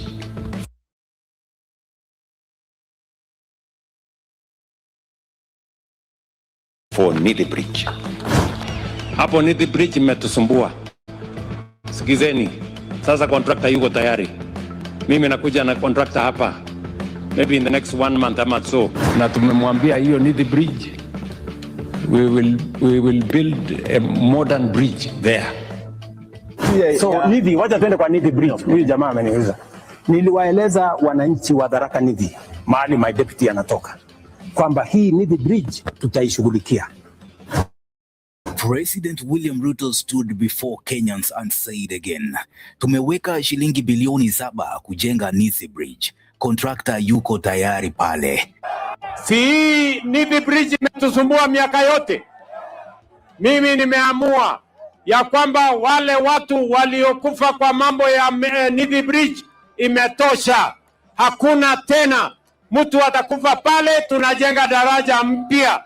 Tumeweka pale bilioni 7 kujenga mambo ya bridge ama daraja ya Nithi Bridge, ndio watu wa Meru waweze kutembea wakiwa salama. The crowd clapped, but many Kenyans didn't. Si ulionyeshwa design? Na hiyo bridge inatangazwa kesho. Because Kenyans have heard that sentence before. Not once, not twice, not even 5 times. We are somewhere between the 9th and the 11th time, depending on who is counting. Hii Nithi itakoma kuua wananchi wa hapa Meru na Tharaka Nithi na sehemu hii. Hii Nithi Bridge mimi nitatengeneza. Kuna bridge hapo imesumbua sisi na nakumbushwa kila siku, inaitwa Nithi Bridge. Hiyo Nithi Bridge contractor amefika, ako kwa hapo. Nimekubaliana na DP hapa, sio this week, hiyo wiki ingine, si ndio DP? The other week. Huyu mjamaa tuko tayari na contractor ana mobilize. Mimi nataka alete contractor the other week ya bridge ya Nithi. My assurance to you is that we now have a solution for Nithi Bridge. Chelewa kidogo nitatuma huyu fireman hakuje. Si ndio? Hiyo bridge tunataka tuitengeneze upya. Tumeweka pesa bilioni 7 ya Kenya ya kutengeneza hiyo bridge. And the bridge still there, still killing people, still waiting. Na tuko na pesa. Let's start at the beginning, because this story has won.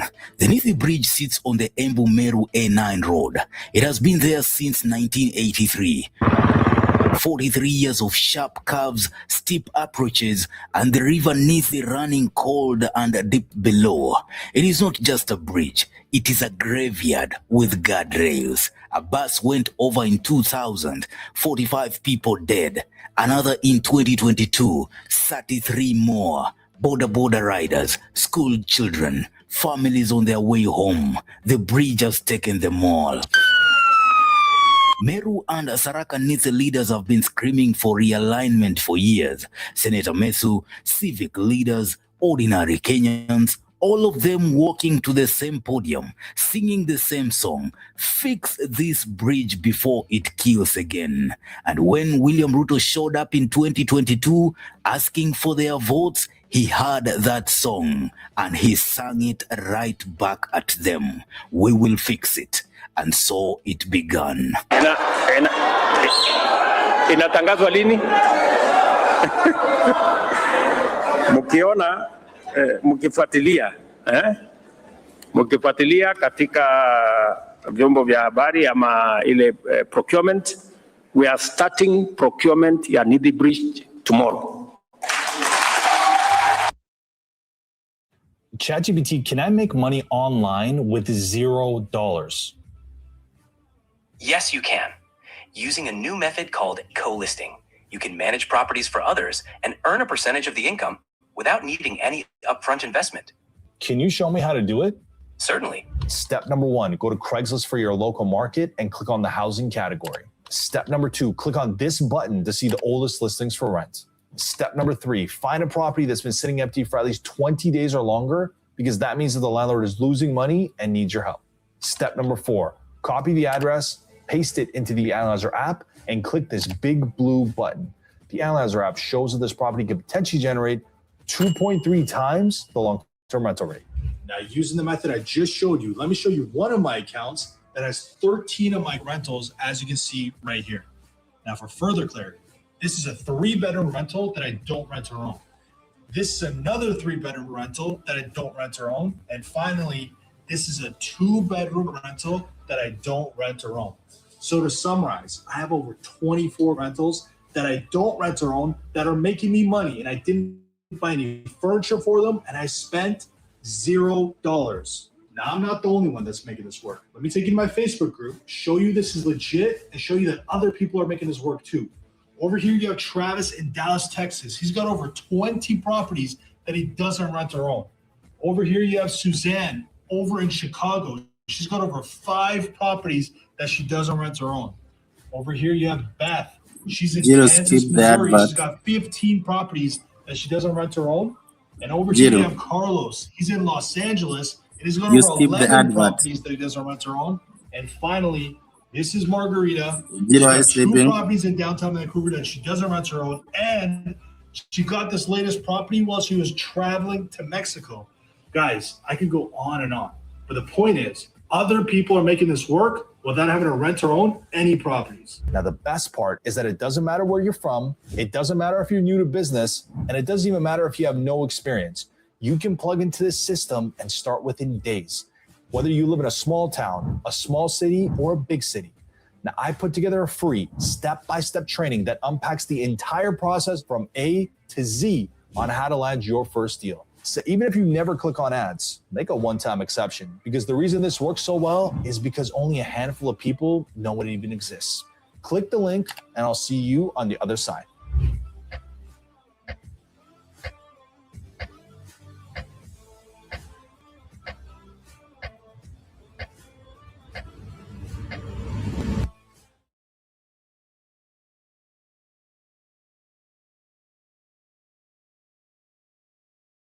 What? In the next 6 months, and within 6 months, in the next 6 months. Kuanzia mwezi wa 6. Nithi Bridge is no longer just a construction project. It is now a referendum on whether this government's words mean anything at all. And every Kenyan who crosses that river is still waiting for the verdict in 6 months' time. What do you think? Drop your comments. Newsroom, Maisha TV, Bushabi Jr.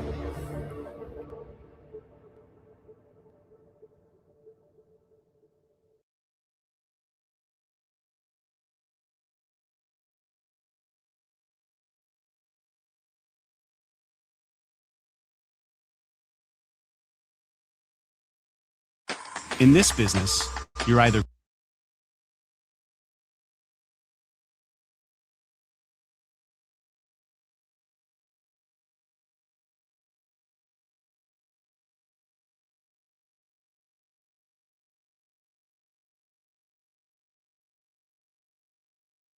growing or you're grinding.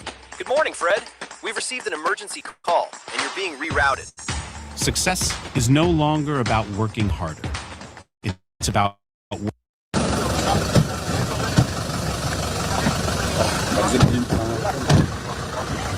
How are you guys? You've done very well. This is what Ruto doesn't want you to know about this year's June 25th protests. Ati Wajalua wako maandamani. Shame on you. My name is Benedict Otieno Diamboguto Nyango. I am a Luo by profession. Hii mambo mnatuambia Mbadi is a Luo. Mbadi is not a Luo. Mbadi is a Soba. Saa hii mnatuambia Wajaluo wako serikali. Mjaluo mgani yako serikali? Those are not in government. Mbadi is a Soba. Sijui mwengine nani anaitwa aje huyu amepewa energy wenye waliuzia Museveni energy. Wandai. Who is Wandai? Wandai is a Luya. Mjaluo mgani anaitwa Wandai? Mjaluo anaitwa Onyango, Otieno, Owino. Oh, kuni ushaisikia wapi Mjaluo anaitwa Wandai? Wandai is a Luo. I can tell you my fellow Luos. Luos are not in government. And this government has one mission. To use Luos as goods. Kenya hii, Wajaluo wamejaa kwa magaraji. Ndio wanatumika kama goods. Lakini nataka kuambia Wajaluo wenye wanatumika kama goods Kenya hii, angalieni Mungiki walienda wapi. The government of Uhuru Muigai Kenyatta ilitumia Wakikuyu wakatumika kama Mungiki. We see Ruto's men are out here doing a victory lap, patting themselves on the back and telling the nation that the police have finally grown up because this year they exercised restraint. No indiscriminate shooting, no live rounds spraying through the crowd. That no widespread cases of looting, vandalism, skirmishes, or injuries were reported in the country in relation to today's demonstrations. This is not only commendable, but also testament to the maturity of our politics and governance. And honestly, I would have applauded them too if I hadn't noticed this thing right here.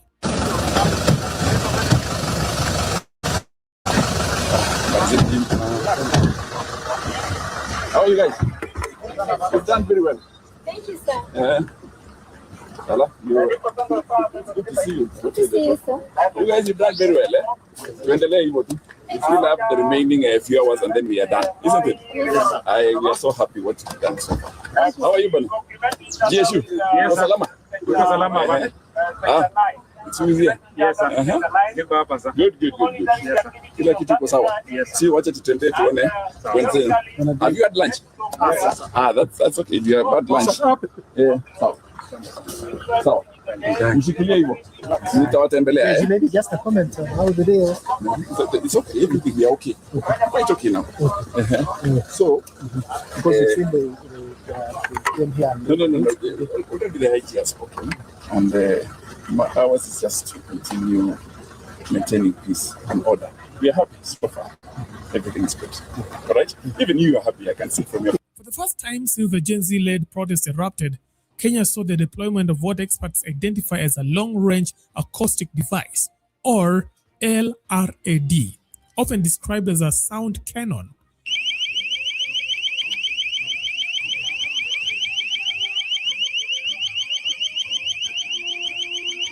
If you looked at this vehicle keenly, you might end up concluding that it is just one of those vehicles the police like to flaunt during protests. But atop the vehicle sits the long-range acoustic device, which according to Ruto's men, they would tell you that it is for clear communication.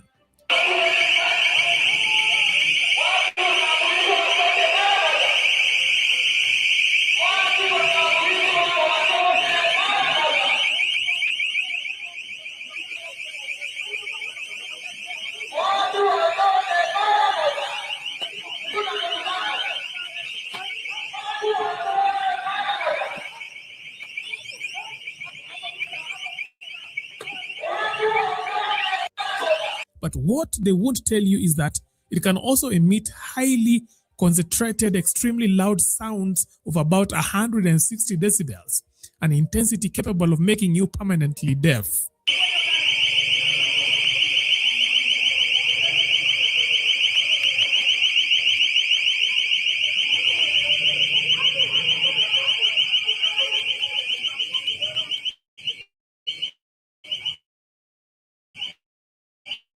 To put that into perspective, at 120 decibels, even short exposure can cause permanent hearing damage.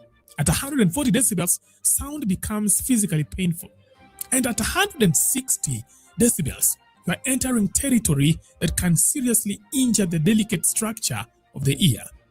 And unlike tear gas, you can't outrun sound fast enough.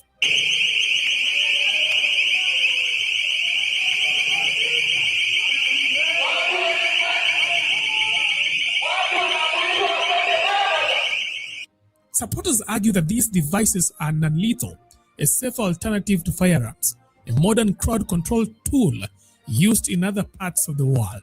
But human rights groups internationally have raised concerns about acoustic weapons for years, because while they may reduce visible injuries, their effects can be indiscriminate. Protesters, journalists, bystanders, yani anyone within range can be exposed.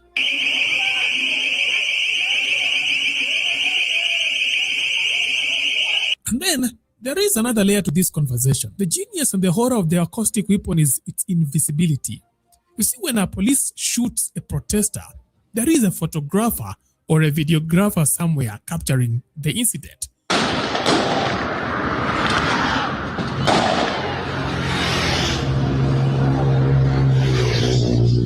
And there is also blood stains all over.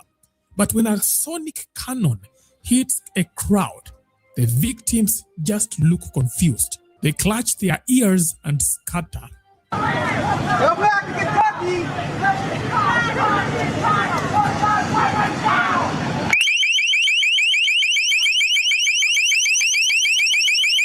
And the injury doesn't show up until weeks later, when the ringing in your ears doesn't stop. Or months later, when you realize you can no longer hear your mother's voice or the music you love. It is a restrained way of handing out permanent disabilities. You see, this technology, it also has a resume. Famously used in Palestine in 2013 to deter protesters during the Day of Rage protest. Now, it has been localized for the streets of Nairobi.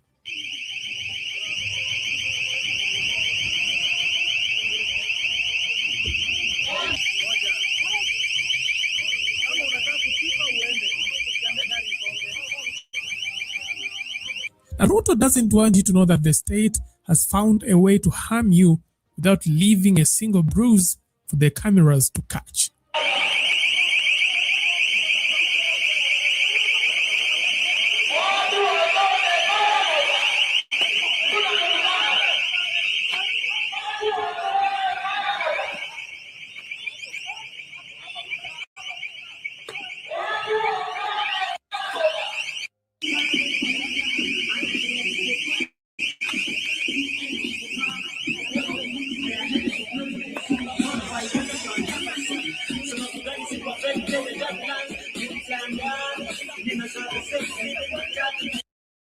Real career transitions need deeper learning. 23-week comprehensive PG program in AI/ML from Texas McCombs is designed to help you build expertise across machine learning fundamentals, Gen AI, and agentic AI systems.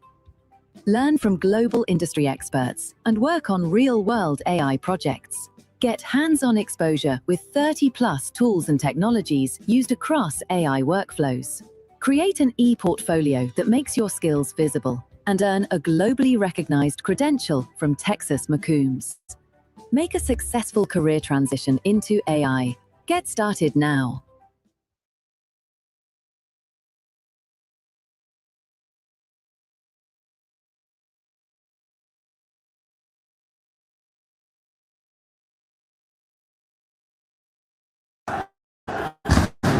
Deafening gunshots, billowing tear gas smoke,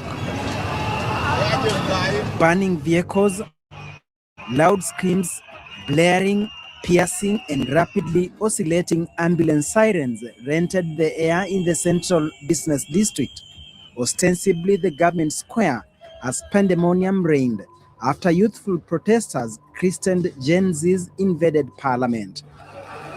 Immediately, National Assembly Speaker Moses Francis Masika Wetangula communicated the passing of Finance Bill 2024, which had been vehemently opposed by majority of Kenyans. It was at 2 p.m. The country, the region, and the world that was keenly following day-long street protests watched in disbelief as events unfolded around the precincts of Parliament. After unrelenting, fearless, and charged youthful protesters breached the brick and steel perimeter wall, hell broke loose. Anarchy reigned. Nairobi city came to a standstill. Grief, fury, angst, and blood filled the air. When the guns fell silent that afternoon, at least 9 protesters lay dead on the tarmac of Parliament Road. Property worth millions destroyed both in Parliament and outside the August House. Nairobi was in chaos. The military was immediately and procedurally deployed to quell the situation after the police were overpowered by the protesters. The June 25 demonstrations were the third round and the ultimate. Similar protests had been carried out on 18th and 20th June 2024. 11 days earlier, on 14th June, activist Boniface Mwangi had released a video on his social media platforms announcing that come Tuesday, June 18, 2024 at 12 p.m., they shall occupy Parliament, rallying citizens to rise against overtaxation by government. So my prayer is Kenyans manze, tokelezeni on Tuesday. On Tuesday, to exercise Article 37 of the Constitution. We have the right to protest, to picket, to present petitions. On Tuesday, we are coming to guard the people's house. Kuchunga tu, simama yetu hapa tuichunga tu, tuambie wabunge ukiingia pale una vote wenye watu wako wamekwambia. We have your phone numbers. We know where you live. Tumewaambia wabunge wote, you work for us. When you go in there, you vote no. Tunasikia Ruto ako na njano na mpango, ambia wabunge wa vote na acclamation. Ukiingia pale bunge, si yes or no, ni kelele. Mambo ya kelele na foleni ilisha na Moi. When you come on Tuesday to vote, you either vote yes, tujue msimamo wako, ama you vote no, as Kenyans have said. Kila kitu inatoza ushuru. Ruto anatax wagonjwa, anatax watoto, anatax kila mtu. The only thing we have in this country ni oxygen. Na mkiachia Ruto space, hata oxygen, mutalipa tax. Mwangi went ahead to even prescribe the dress code for the day. Protesters were to don in black, carry a placard and handkerchief and a bottle of water. Wewe jiulize swali wewe, kama Mkenya mwenzangu. Dedan Kimathi, Achieng' Oneko, Martin Shikuku, Matiba, JM Kariuki. You, just you, building your app on Base 44. Describe it. And it's real. One thought leads to more thoughts. Helena Chelagat, Wangari Maathai, George Anyona, wangekuwa wapi sasa? Wangekuwa hapa nje ya bunge represent sauti ya wananchi. As taxpayers, you have to listen to our voices, because the people's voice is the voice of God. So Kenyans, be on the right side of history. On Tuesday, come and stand here outside and watch them vote. On Tuesday, June 18 and Thursday, June 20, young protesters heeded the call and took part in the demonstrations that sadly saw a number of people killed. On June 21st, a poster bearing a headline, 7 Days of Rage, For We Have Courage, was unleashed, detailing activities running until 27th June. The following week, on Monday 24th, another alert calling for total shutdown Kenya with hashtags Reject Finance Bill 2024, Occupy Parliament, was again issued, calling on everyone to come out and join the nationwide strike they said was of Gen Z, granting all hardworking Kenyans a day off. So Tuesday tunakuja hapa tuwaambie wabunge, amuniski, but on Tuesday we shall be here. Tuesday they must vote no. We are here on Tuesday. Waambieni hivyo. Come the D-Day, and once again, the Gen Z protesters in their tens and hundreds flooded the streets. Whichever angle you looked was a sea of protesters who battled with anti-riot police officers as they attempted to force their way to Parliament in a futile push to stop parliamentarians from passing the controversial Finance Bill 2024. They engaged police in running battles for the better part of the day, but as time went by, the number of protesters kept swelling and surging towards Parliament from all directions. In the afternoon at 2 p.m., as lawmakers allied to the government pushed through the bill, protesters overpowered the police and broke through.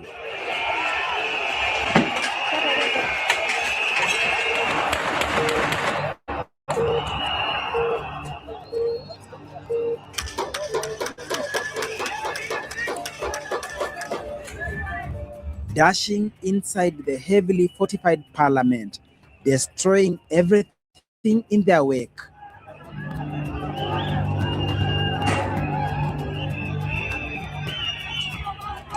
Some setting a section of it on fire in defiance of security personnel who opened fire on them. Mr. Speaker, sir, I'm here to address you. You must go. Ruto must go. Shaken MPs caught off guard scampered for safety in ensuing mayhem. Those who were whisked to secure zone within Parliament. Those who removed their neckties and blazers and escaped out of Parliament on foot. Those who jumped into ambulances and got sneaked away. But nominated Member of Parliament, retired Bishop Jackson Kosgei, a person living with a disability who is confined to a wheelchair, was left behind by the rest as they ran for their lives. The same Gen Z protesters had to escort him out of Parliament amidst heavy gunfire. Gunfire that killed 9 protesters. They were identified as Bisili Kogi, David Shege, Eric Hayoni Shieni, Erickson Chalo, Ernest Kanyi, Ibrahim Kamau Wanjiru, Kelvin Odhiambo Maina, Kenneth Njiru Mwangi, and William Sitati. Scores others sustained serious injuries. A visibly infuriated President William Ruto, who had spent the day out of the capital having day-long engagement in Naivasha, was forced to convene an emergency address to a bleeding nation, still reeling in shock at night, explicitly expressing his disappointment at the bloody turn of events.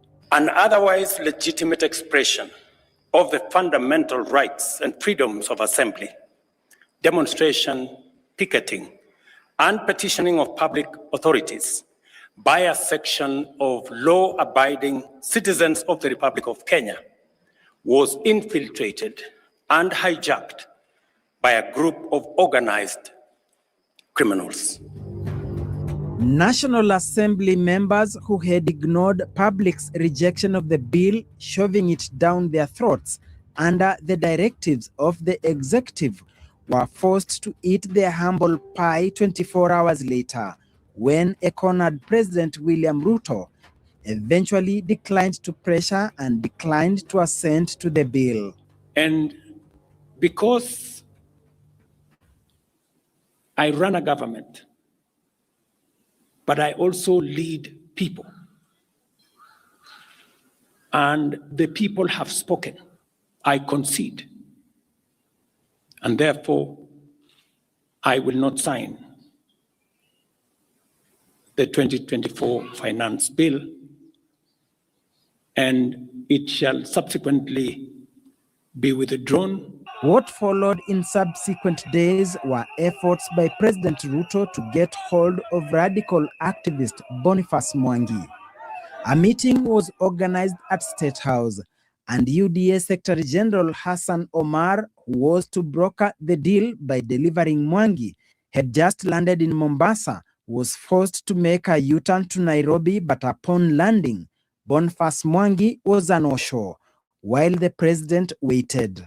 The meeting aborted. There was an internet shutdown in the country. Then the president addressed the country and said that there was an attempt of treason or to overthrow the government. Some of us went into hiding. So while I was in hiding, I got a call from Hassan Omar, like a couple of days later, saying that the president wants to meet. Around the same time, Raila Odinga was also calling for a meeting. And I told Hassan Omar, let me think about it, told him to give me a couple of days. So I was meant to meet the president, I think on a Thursday, I didn't go. On a Friday, I didn't go. And then I think on a Saturday, I didn't go. And the reason I didn't go to meet the president was very, very simple. The demands that we had in the streets were very open. It was about reject the finance bill. And after the killings, we were demanding for justice for the who were killed. The head of state eventually held a virtual meeting with a section of Gen Z protesters in a bid to cool down the tempers. The Directorate of Criminal Investigations recommended to the Director of Public Prosecutions the charging of high-profile politicians, among them 2 members of parliament from Nairobi's Embakasi. But their efforts to have them arrested were stopped by the High Court. Duncan Haimba, NTV. Okay, what's the next problem? Solve for x, where x equals better grades and more confidence in math. Dad, are you trying to get me to say IX?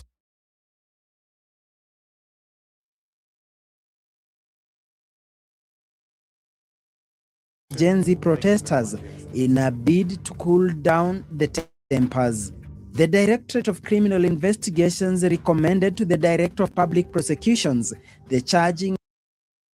Welcome to Hot 96. Thank you. Yeah. So. Now, I think first of all, we're going to do a quick state of the nation. But I think the only conversation right now guys are talking about is tomorrow, the Gen Z anniversary, and what the conversations are around it. So Gachagua yesterday called for everybody to stay at home. Apparently, from his intelligence, they're saying goons have infiltrated, they've been summoned, and they've been asked to infiltrate said march, because we need to stop calling it a protest, because it's really not a protest. It's literally just a march, right? So the march is supposed to happen tomorrow, and they've been told to, stay at home, don't come because it's going to go bad. However, for those people whose lives were lost, for mothers, fathers who've not been compensated, how does that look like when even the one thing you're requesting for is still at stake? You can't even have a day. Because according to them, they were asking for a couple of things. They were asking for the 25th to be made a natural national holiday for commemoration, of course. And they were asking for a good amount of compensation that is equal, not anywhere equal to, but at least something that is worth compensation. And even more importantly, for those people who did these things to be brought to justice. From your perspective, what do you think? Thank you, Nick. Thank you, Cynthia, for having me here. Mm-hmm. And I must say again that I was here just before time. But anyway, I'm in the studio. I think first things first. Those innocent little angels that died on June 25th, 2024 need to be remembered in a special way. And may forever God rest their souls in eternal peace. Mm-hmm. Life through natural attrition, if that was to happen, Yeah. I think in this street I'm the oldest. If God had to take one of us, let him take me. Then, looking at the figures that we have here, Nick should be the one who follows. And then others. So when you take the lives of our little children, because some of them are actually my children, Yeah. I think it's a very sad state of affairs. So that should never have happened, but it has happened. We shall move on. But as we move on, we shall never forget. And we can forgive those who committed those crimes against humanity, but we shall never forget.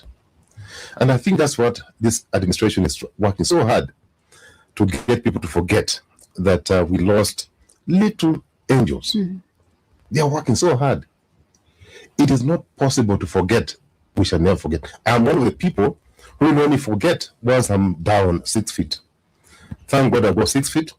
There are fellows who will go 8 feet because of the crimes that they have committed against you. Now, the other thing is that you cannot compensate life. And I'm happy that the president, Mr. President, Mr. Ruto, has admitted that you cannot not compensate for lives that you've taken away. Not the lives that have been taken by God or the Almighty, but lives that you have taken away. You just cut their life short. So you can't compensate in whatever form. The only way compensation, even in the Bible, if you read the Bible, I'm not a good reader of the Bible, but I'm told it says that a hand for hand. So if you took away a life, the only way you can compensate is that we also take away your life. That's the only compensation.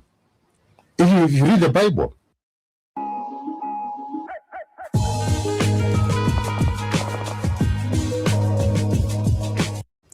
So as we approach tomorrow, I think it's tomorrow's 25th. Yeah, it's tomorrow. In fact, I mean, you got me in this discussion with John Badi. My expectation was that the budget that he has just assented to, the bill, the president should have honored the Gen Z. All the things, the asks that the Gen Z had in issues with in 2024 should have been addressed in full, in honor of the Gen Z. But that has not happened. Okay, because we are working with an administration that does not believe in its own people. You know, when you have an administration that is listening to itself, you have a big problem, my dear. Yeah. What do you say it listens to itself? Well, if you're not listening to me, you're listening to yourself. Well, isn't that the purpose of the advisor that he has? Leadership. Leadership. Yes. Leadership. And you see, I'm avoiding using the word a leader. A leader. Yes. Because I keep on reminding people that a leader is somebody who suffers from what we call the big L syndrome. The Bwana Mkubwa syndrome. You have it in your forehead. So you keep on thinking that your ideas are the best. You keep on listening to yourself. You forget that leadership is only that you are first among the equals. That you've been given an opportunity to drive people in a direction that they have already agreed. Willingly, people must be willing to follow you. True. So there must be willingness. And then the person who at that point in time has been given the opportunity to lead must be competent. And the people who are following you at that point in time must be enthusiastic. Okay? So that's what leadership is all about. But the person leading at that point in time must be a good listener. Must be a somebody who is able to bring people together, a good communicator, and those are all those qualities that you and me know about. Short of that, you become a dictator. You become an Idi Amin.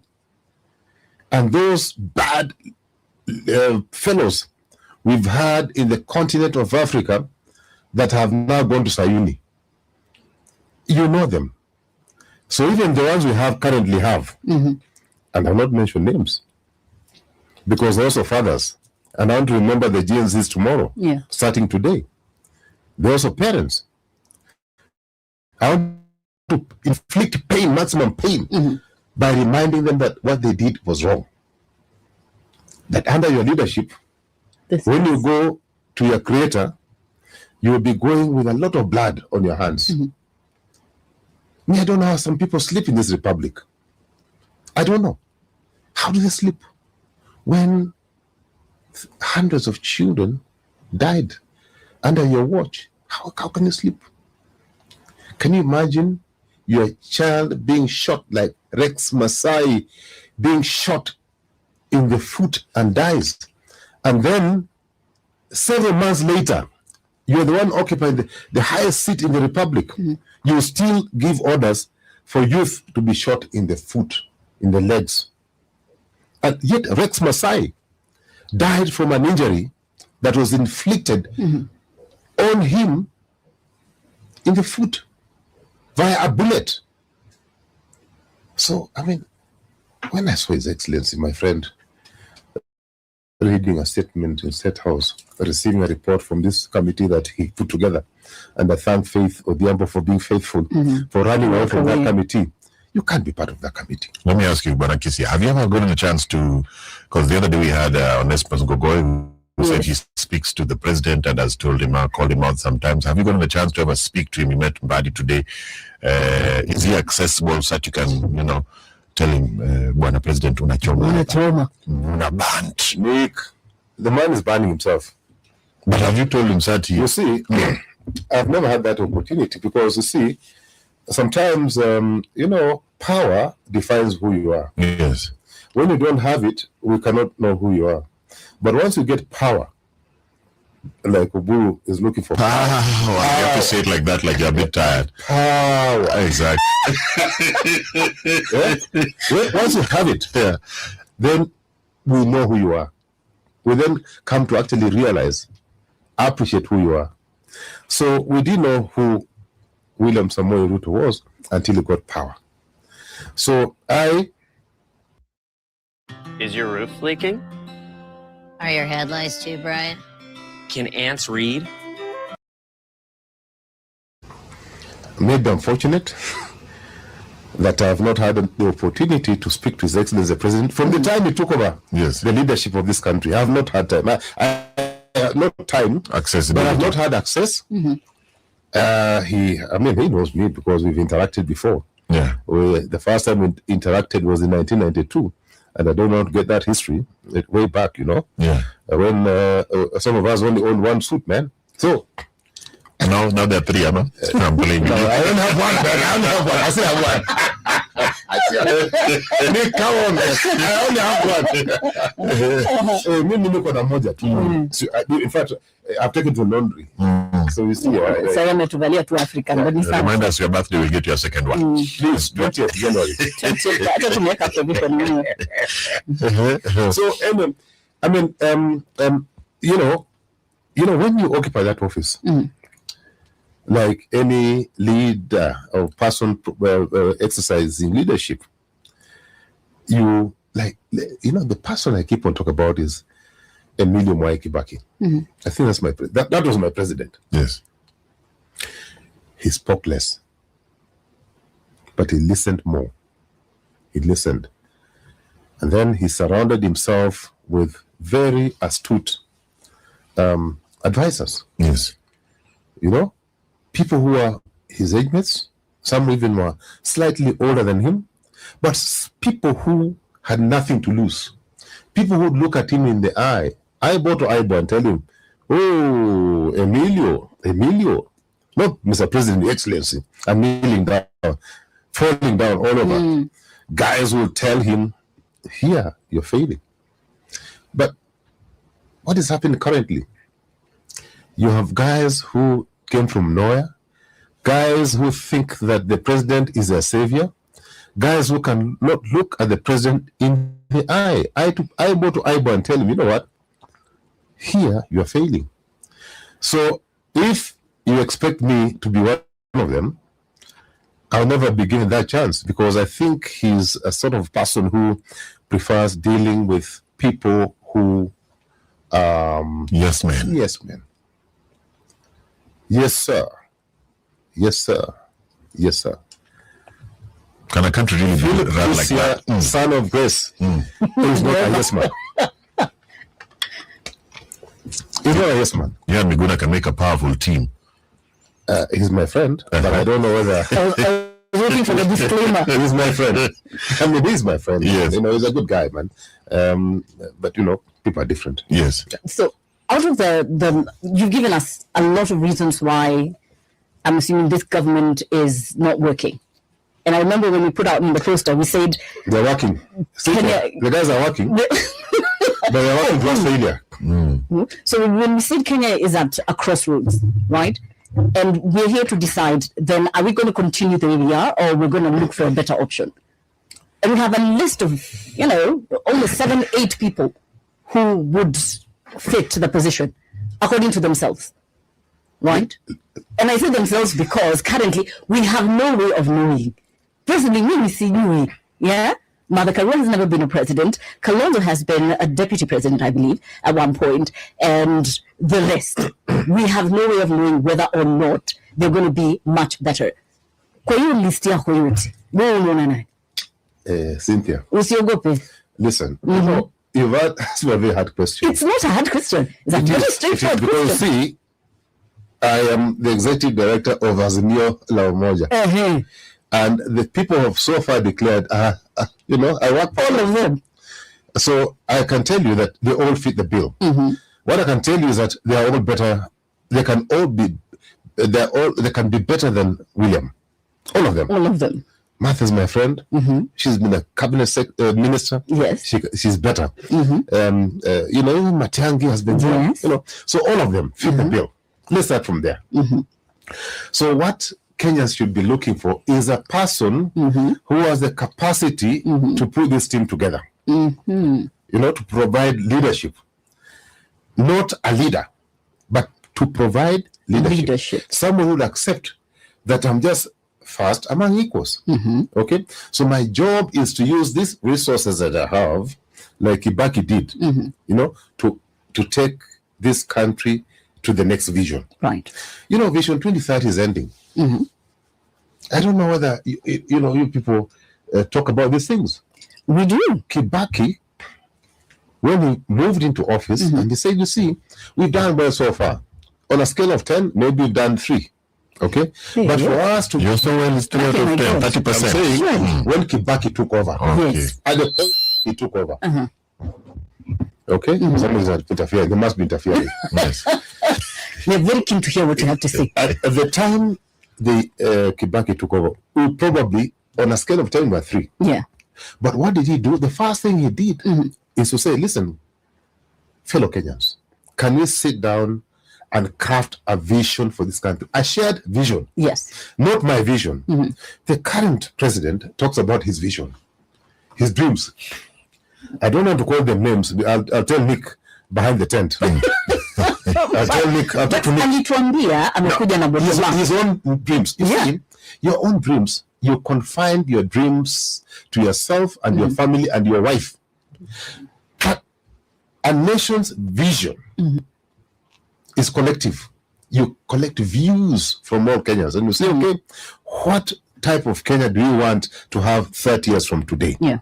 So we have a vision ending. This administration has never made reference to that vision. I've talked about Vision 2030 until the other day. I say, oh no, now we are preparing Vision 2063. We are preparing, not them, the people in State House. So they have a cocoon, a small team of fellows there. Cabinet, There's some small little fellows there. Some small fellows pretending to prepare a vision. This country. A vision for this country is a shared vision. So you asked me, back to your question, I've said that all the fellows who have declared on our side fit the bill. But let me say this. One, Kenyans, the Gen Z, millennials, and even yourself, Cynthia, I don't know you fall. Millennial. We are looking, so you are actually my daughter. We are looking, yes, I'm old enough. So we are looking for a transitional leader. Yeah. That fellow must be mature, must be experienced, must be qualified in all aspects. Okay, he must be somebody who has seen it all. Okay, so you just want to. We're looking for Mandela to in terms of just transiting from the old order to a new order. So you need a guy who can fix the mess that my generation has created. Thank you for the It's leadership. a huge mess. Thank you very much. But when you get someone from your generation to be a leader, I'm available. I'm telling you, I can do it. So you want to be president? I can do it. Isia can be a president. But from the people, I'm saying, even Gachagua can do it. Gachagua was my generation. Yeah. I mean, he can do it. But then see, but from the people, no, listen. I'm saying from the people so far who have declared. Yeah. Because we're talking. The people, what I'm hearing Kenya saying, we're looking for somebody who is calm, yes, a good listener, somebody who can, a family man. If you look at the preamble of the Constitution, it talks about somebody who can provide leadership right from the family, family unit, and then going up. Now, ChatGPT, what's the best high-income skill to learn in 2026? You can make 6 figures through Airbnb co-listing. No complicated skills needed, no sales, no coding. You don't have to rent or own any properties. Let me show you how it works. Step number 1, go to Craigslist for your local market and click on the housing category. Step number 2, click on this button to see the oldest listings for rent. Step number 3, find a property that's been sitting empty for at least 20 days or longer, because that means that the landlord is losing money and needs your help.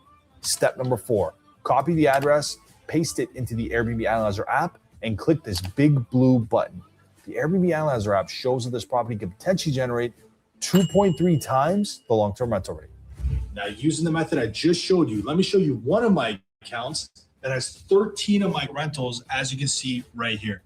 Now, for further clarity, this is a 3-bedroom rental that I don't rent or own. This is another 3-bedroom rental that I don't rent or own. And finally, this is a 2-bedroom rental that I don't rent or own. So to summarize, I have over 24 rentals that I don't rent or own that are making me money, and I didn't buy any furniture for them, and I spent $0. Now, I'm not the only one that's making this work. Let me take you to my Facebook group, show you this is legit, and show you that other people are making this work too. Over here, you have Travis in Dallas, Texas. He's got over 20 properties that he doesn't rent or own. Over here, you have Suzanne over in Chicago. She's got over 5 properties that she doesn't rent or own. Over here, you have Beth. She's in Kansas, Missouri. She's got 15 properties that she doesn't rent or own. And over here, you have Carlos. He's in Los Angeles, and he's got over 11 properties that he doesn't rent or own. And finally, this is Margarita. She's got 2 properties in downtown Vancouver that she doesn't rent or own. And she got this latest property while she was traveling to Mexico. Guys, I could go on and on. But the point is, other people are making this work without having to rent or own any properties. Now, here's the best part. I've got over 24 properties on Airbnb that I don't rent, that I don't own, and that I've never visited before, that I manage 100% remotely from my couch. It doesn't matter where you're from. It doesn't matter if you're new to business, and it doesn't even matter if you have no experience. You can plug into this system and start within days. And Airbnb co-listing works whether you live in a small town, a small city, or a big city. Now, I put together a free step-by-step training that unpacks the entire process of Airbnb co-listing from A to Z on how to land your first deal. So even if you never click on ads, make a one-time exception, because the reason this works so well is because only a handful of people know it even exists. Click the link and I'll... I've defined the type of leader that the person who can, provide leadership. Okay? And I've said all people in my team can do it, all of them. True. But I think in this transitional period, in my view, and I'm saying you really put me in a corner. I know. You really put me in a fix. I am sorry. I think people are saying a transitional arrangement. And I'm hoping that if Stephen Kalonzo Musyoka is given this opportunity, he will not just start talking about 2 terms. He must talk about 1 term. Get in, fix, and get in, fix. Get in, fix the mess that our generation has created, and transit and go home and rest. Maybe you can highlight some of the deep-rooted messes that we have. Because you said our generation, so you know. I'm saying we can start from county government going all the way to the top.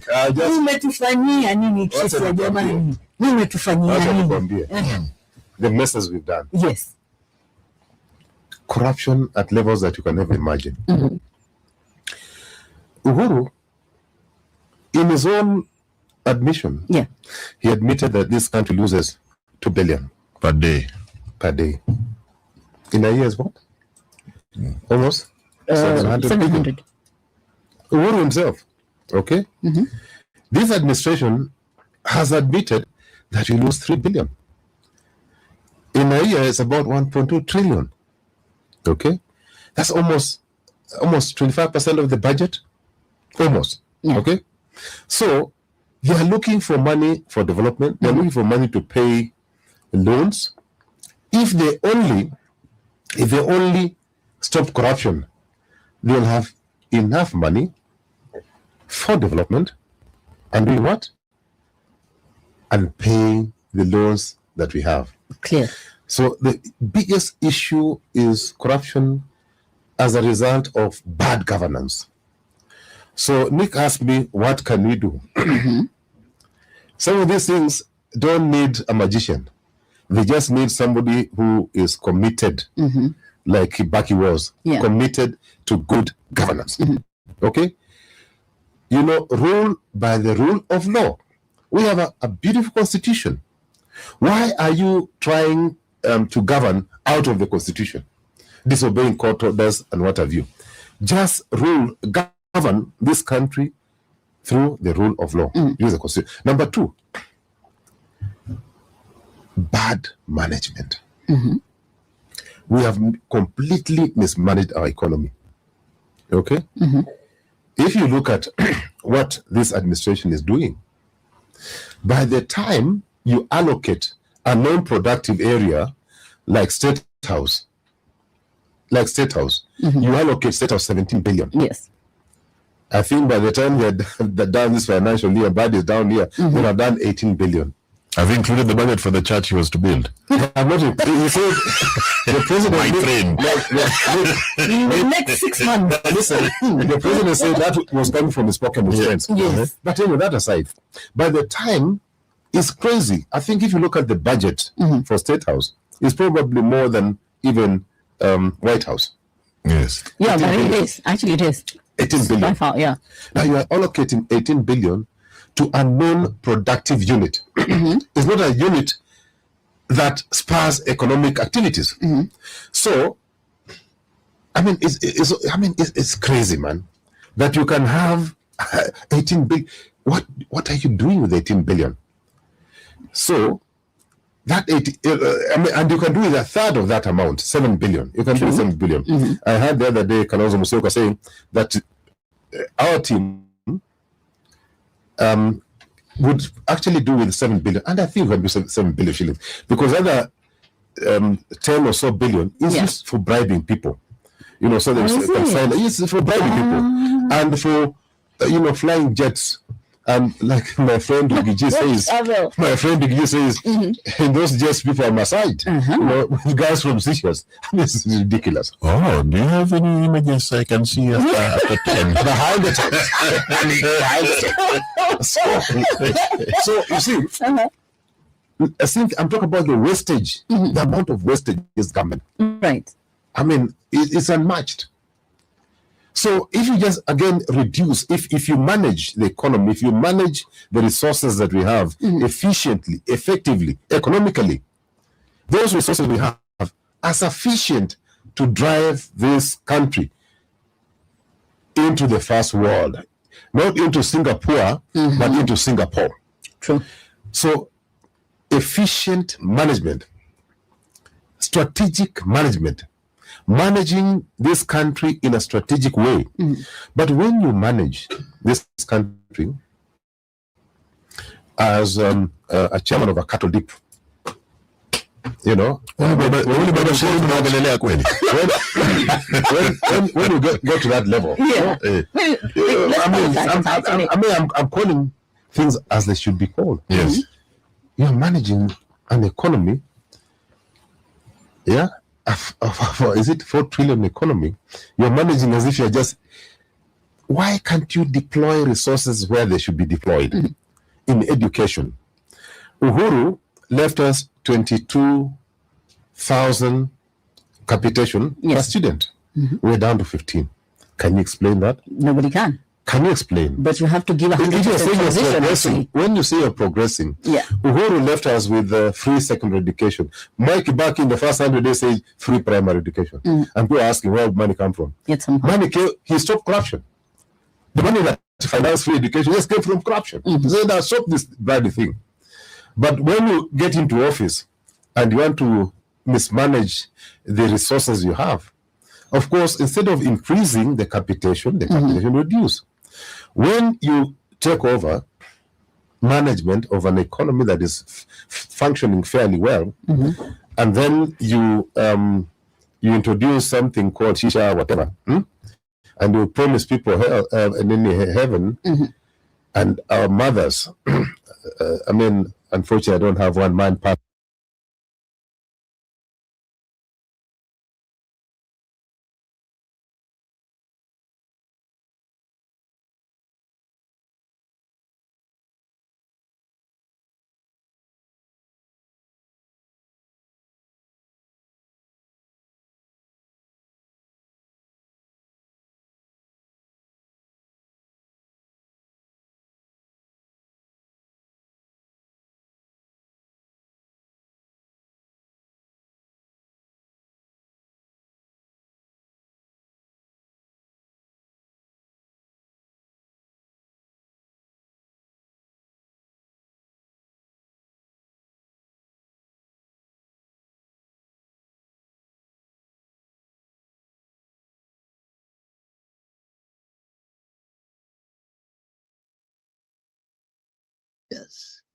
Leak out such sensitive information. And these are people within the security docket. The scary answer to that question, I'm afraid most of us are not really ready for, okay? But I will still give it to you. To be clear, several things have happened over the last few hours and days to fully confirm very convincingly that the information leaked out, the information from the whistleblower, if you like, is 100% correct. And I'm not even talking about the number former Deputy President Rigathi Gachagua came out with, a number that seems very far-fetched, to say the truth. Watu 10,000 walitakiwa wamalizwe hiyo siku, Gen-Zs mostly. I'm not even talking about that. And I'm not even talking about the unverified footage of somebody who appeared on camera in what appeared to be Kenya police uniform, say that they would disobey orders, that would involve kumaliza Gen-Zs. I'm not even talking about that, because that footage is totally unverified. Anybody can wear any uniform. After all, it has happened in the past. And so all that is not included when I say that we have definite confirmation that this information, this leak, was absolutely the truth. And to save your precious time, I'm going to drop in those confirmations as we go along. Now, despite earlier confirmations that the turnout of Gen-Zs on June 25th was going to be very high, despite that, the truth is the turnout ultimately was very low. Did the voicing of this leaked sensitive information impact the turnout, the voicing by Rigathi Gachagua? Definitely. I mean, the truth is, even when you don't like somebody, but every time they come out with information, it ends up panning out, you will tend to listen to them. That is human nature. The behavior of Linda Mwananchi leaders, the most popular mass movement in East and Central Africa, their behavior definitely impacted on the turnout. And it was very strange bizarre behavior, because Sifuna and company told us the day before that they were postponing their rally in Kisii, which was due the day after June 25th. They were postponing it to the next Friday.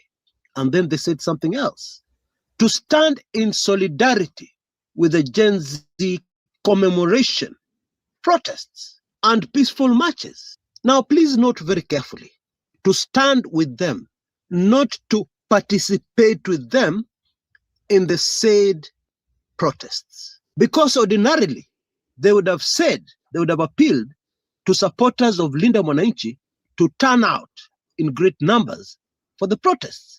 Don't you think? But they didn't do that.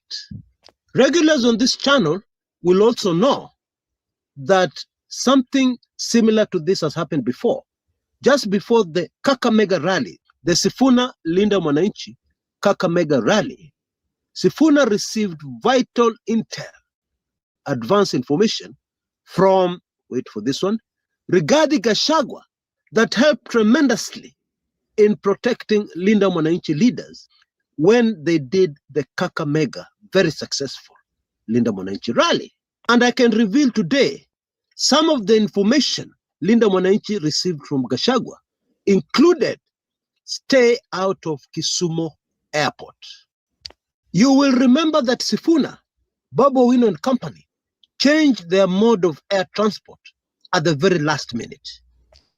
This is a very important clue to suggest that even before they left Nairobi, they already knew that Kisumu Airport was a no-go zone for them on that day. And they had already diverted their place of landing before they left Nairobi. But they gave us the impression, I believe, to protect their source. I do something like that all the time. They gave us the impression that the decision was made mid-air. Now, for starters, those who have been on an aircraft already know that you cannot just make calls, receive calls, send an SMS when you're up there on an aircraft. You already have that information. And so Linda Mwananchi leaders took a much smaller aircraft, which landed in Webuye. I did not even know before this thing happened that there is an airstrip in Webuye. But that day I got that information. They then traveled by road to Kakamega. So it has happened before. Linda Mwananchi getting vital intel from Rigathi Gachagua. And maybe we can speculate it was from the very same whistleblower who gave this information about June 25th. Now, in my opinion, one of the pieces of evidence that proved to me actually there was something very bad supposed to happen on June 25th was the behavior of the abduction unit on June 25th.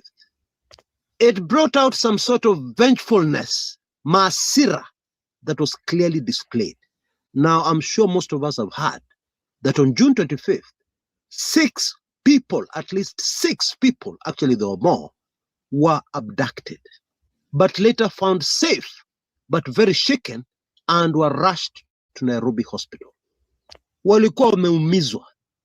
And according to civil rights organizations in the country, this is very sad, there is still one missing person from June 25th, unaccounted for.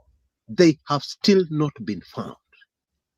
I believe that was the young man who caused protests, deadly protests, in Eastlands the day after June 25th, where at least one person lost their life. And in that case, multiple eyewitnesses said he was taken away in an unmarked vehicle. Now, let us be clear. There are only two ways such sensitive inside information could have leaked out. Number one, somebody listened in, eavesdropped, and got the information of what was being planned. And number two, somebody leaked out the information, whistleblower if you like. Now we can quickly rule out number one because we are dealing with people who every day listen in to what other people are saying, and also every day they are very careful to ensure that what they discuss and plan does not leak out. Nobody from the outside listens in. Okay? So number one, we can rule out. And therefore, it was definitely an insider, even if you don't have the information that I have. It was definitely an insider who leaked out this information that got to Rigathi Gachagua. And so we must now start with the motive. Why did they do that? Why did they risk their job and probably a lot more to leak out such sensitive information? Now, again, there can only be two reasons. Number one, their moral beliefs, their conscience got the better of them. Now, it is common knowledge that that is not the spirit that rules over the Kenya police and our security boys. Yeah, moral things? Because, for instance, in the past, they have followed crazy, immoral orders to the letter. The sad truth is that it is not normal to have people with their consciences still working within our security boys. And by the way, that is one of the reasons why my late political lecturer had such a hard time in those days when he was a member of this force. And the second, much more probable motive and reason why this information was leaked out. My wife almost divorced me because I couldn't get hard anymore. I'm 40. This is what fixed it. If you're over 40, if you can't stay hard anymore, if you go soft halfway through and have to fake an excuse, if you've stopped trying because you can't take failing one more time, if she stopped, is quite scary. And I'm sure you can guess what it is. Dissatisfaction, okay? Some sort of annoyance, yeah? Discontent within the force. Yeah. And today I'm going to reveal one of the major bones of contention that I believe must have been one of the major reasons why this person or persons decided to risk everything and leak out such sensitive information about June the 25th. And I will put it in only one word, or two words rather. Abduction unit. Now, in case you didn't know, the abduction unit is not part of the police, although they have some members who are in the police. Please don't get confused. And we have also seen evidence in the past of this unit giving orders to the police, clearly telling us that they have some kind of political power. Now, a lot of information about this unit is highly sensitive. Even Gachagua has not given us that information, and he will never give us that information. It is way too sensitive. Because the former deputy president may be many things, but is not reckless, like him or hate him. Even that information about that number, over 10,000 walitakiwa wamalizwe, he already had it when he gave us the initial information, but he kept it back and only released it after the fact, after what he had feared did not happen, after it was frustrated. That is when Gachagua came out and gave us more information, including the number that was targeted. But there is a way you can get all that information, which I will talk about at the tail end of my video, so please stay with me. But let me give you snippets of that information. Number one, the abduction unit did not start after August 2022. No, it started long before the year 2022. In fact, long before the year 2021. Let me just leave it there. And some of the reasons why the police have issues with the abduction unit, yeah, at least some members of the police have issues with them, is that the abduction unit boasts of some of the most high-tech, state-of-the-art security equipment that even our police do not have never dreamt of having. True story. Have you ever asked yourself how they're able to trace people so quickly, yeah, anywhere in the country, and in some instances, even those said targeted people have switched off their phones? Have you ever asked yourself how? Why are they able to do this? And then there is this information. Yeah, part of it is the public domain, but many of us have never understood or are yet to understand the link to the abduction unit. We are all aware that a brand new cyber crimes unit has been launched. Guess who the members of that unit are? Big tip, that unit was already operational before the formation of the sparkling brand new cyber crimes unit. Please allow me to leave it there. Now that we understand the motive for leaking out this information, naturally the next thing to tackle are the possible consequences going forward. And I will start with a very simple question. Who do whistleblowers benefit and who do they frustrate in a very major way? Simple answer, whistleblowers, whatever their motives and reasons are, usually protect, save the long-suffering general public, and they frustrate the very powerful people who have been operating with impunity. Mtadu, those people are usually frustrated and stopped. And by the way, that is one of the major reasons why the original plan for June 25th was abandoned. It was stopped. Because what usually happens in these instances is that the powerful and the mighty stop everything until they can find the more.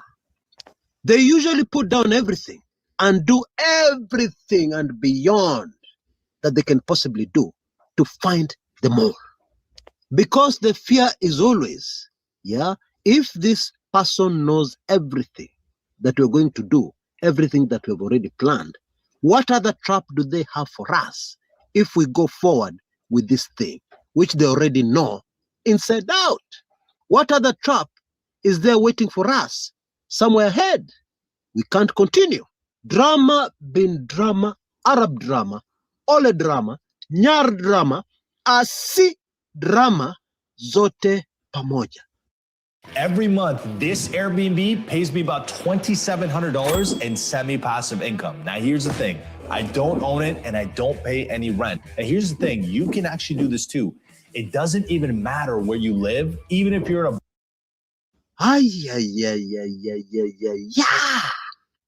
Now, the information you're looking for on this abduction unit, crazy information, is in one of my highly sensitive special reports, which I published a while back, meaning that there's some of us who already have this information. You know who I'm talking about. But this is highly sensitive, but also very important.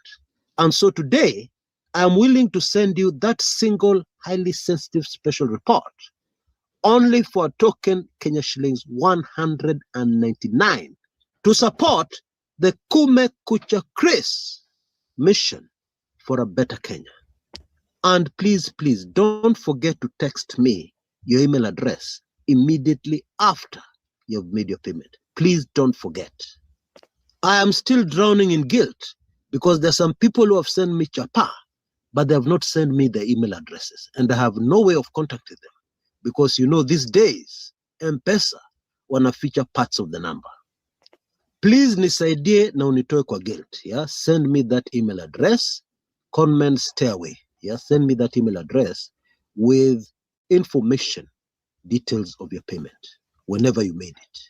Anyway, you can see details of what you need to do if you need this single, highly sensitive special report with the information you're looking for.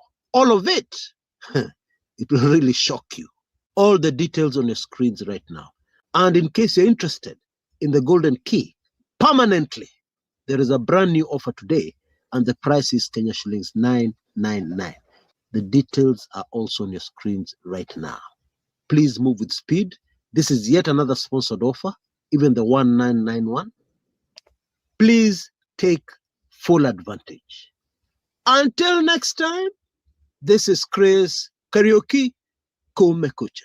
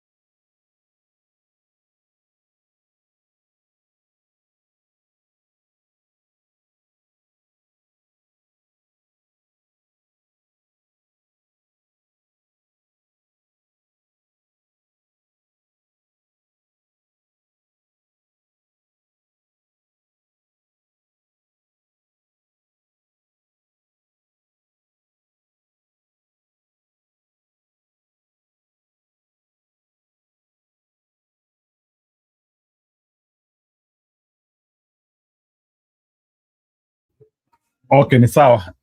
I think it has been a good show. Nitafungua tena kesho. So I appreciate for those who have participated in the show. Till we meet tomorrow. Thank you very much. Wale wanaona World Cup muendelee kuona. South Africa is gone. The first team to be eliminated. Bye.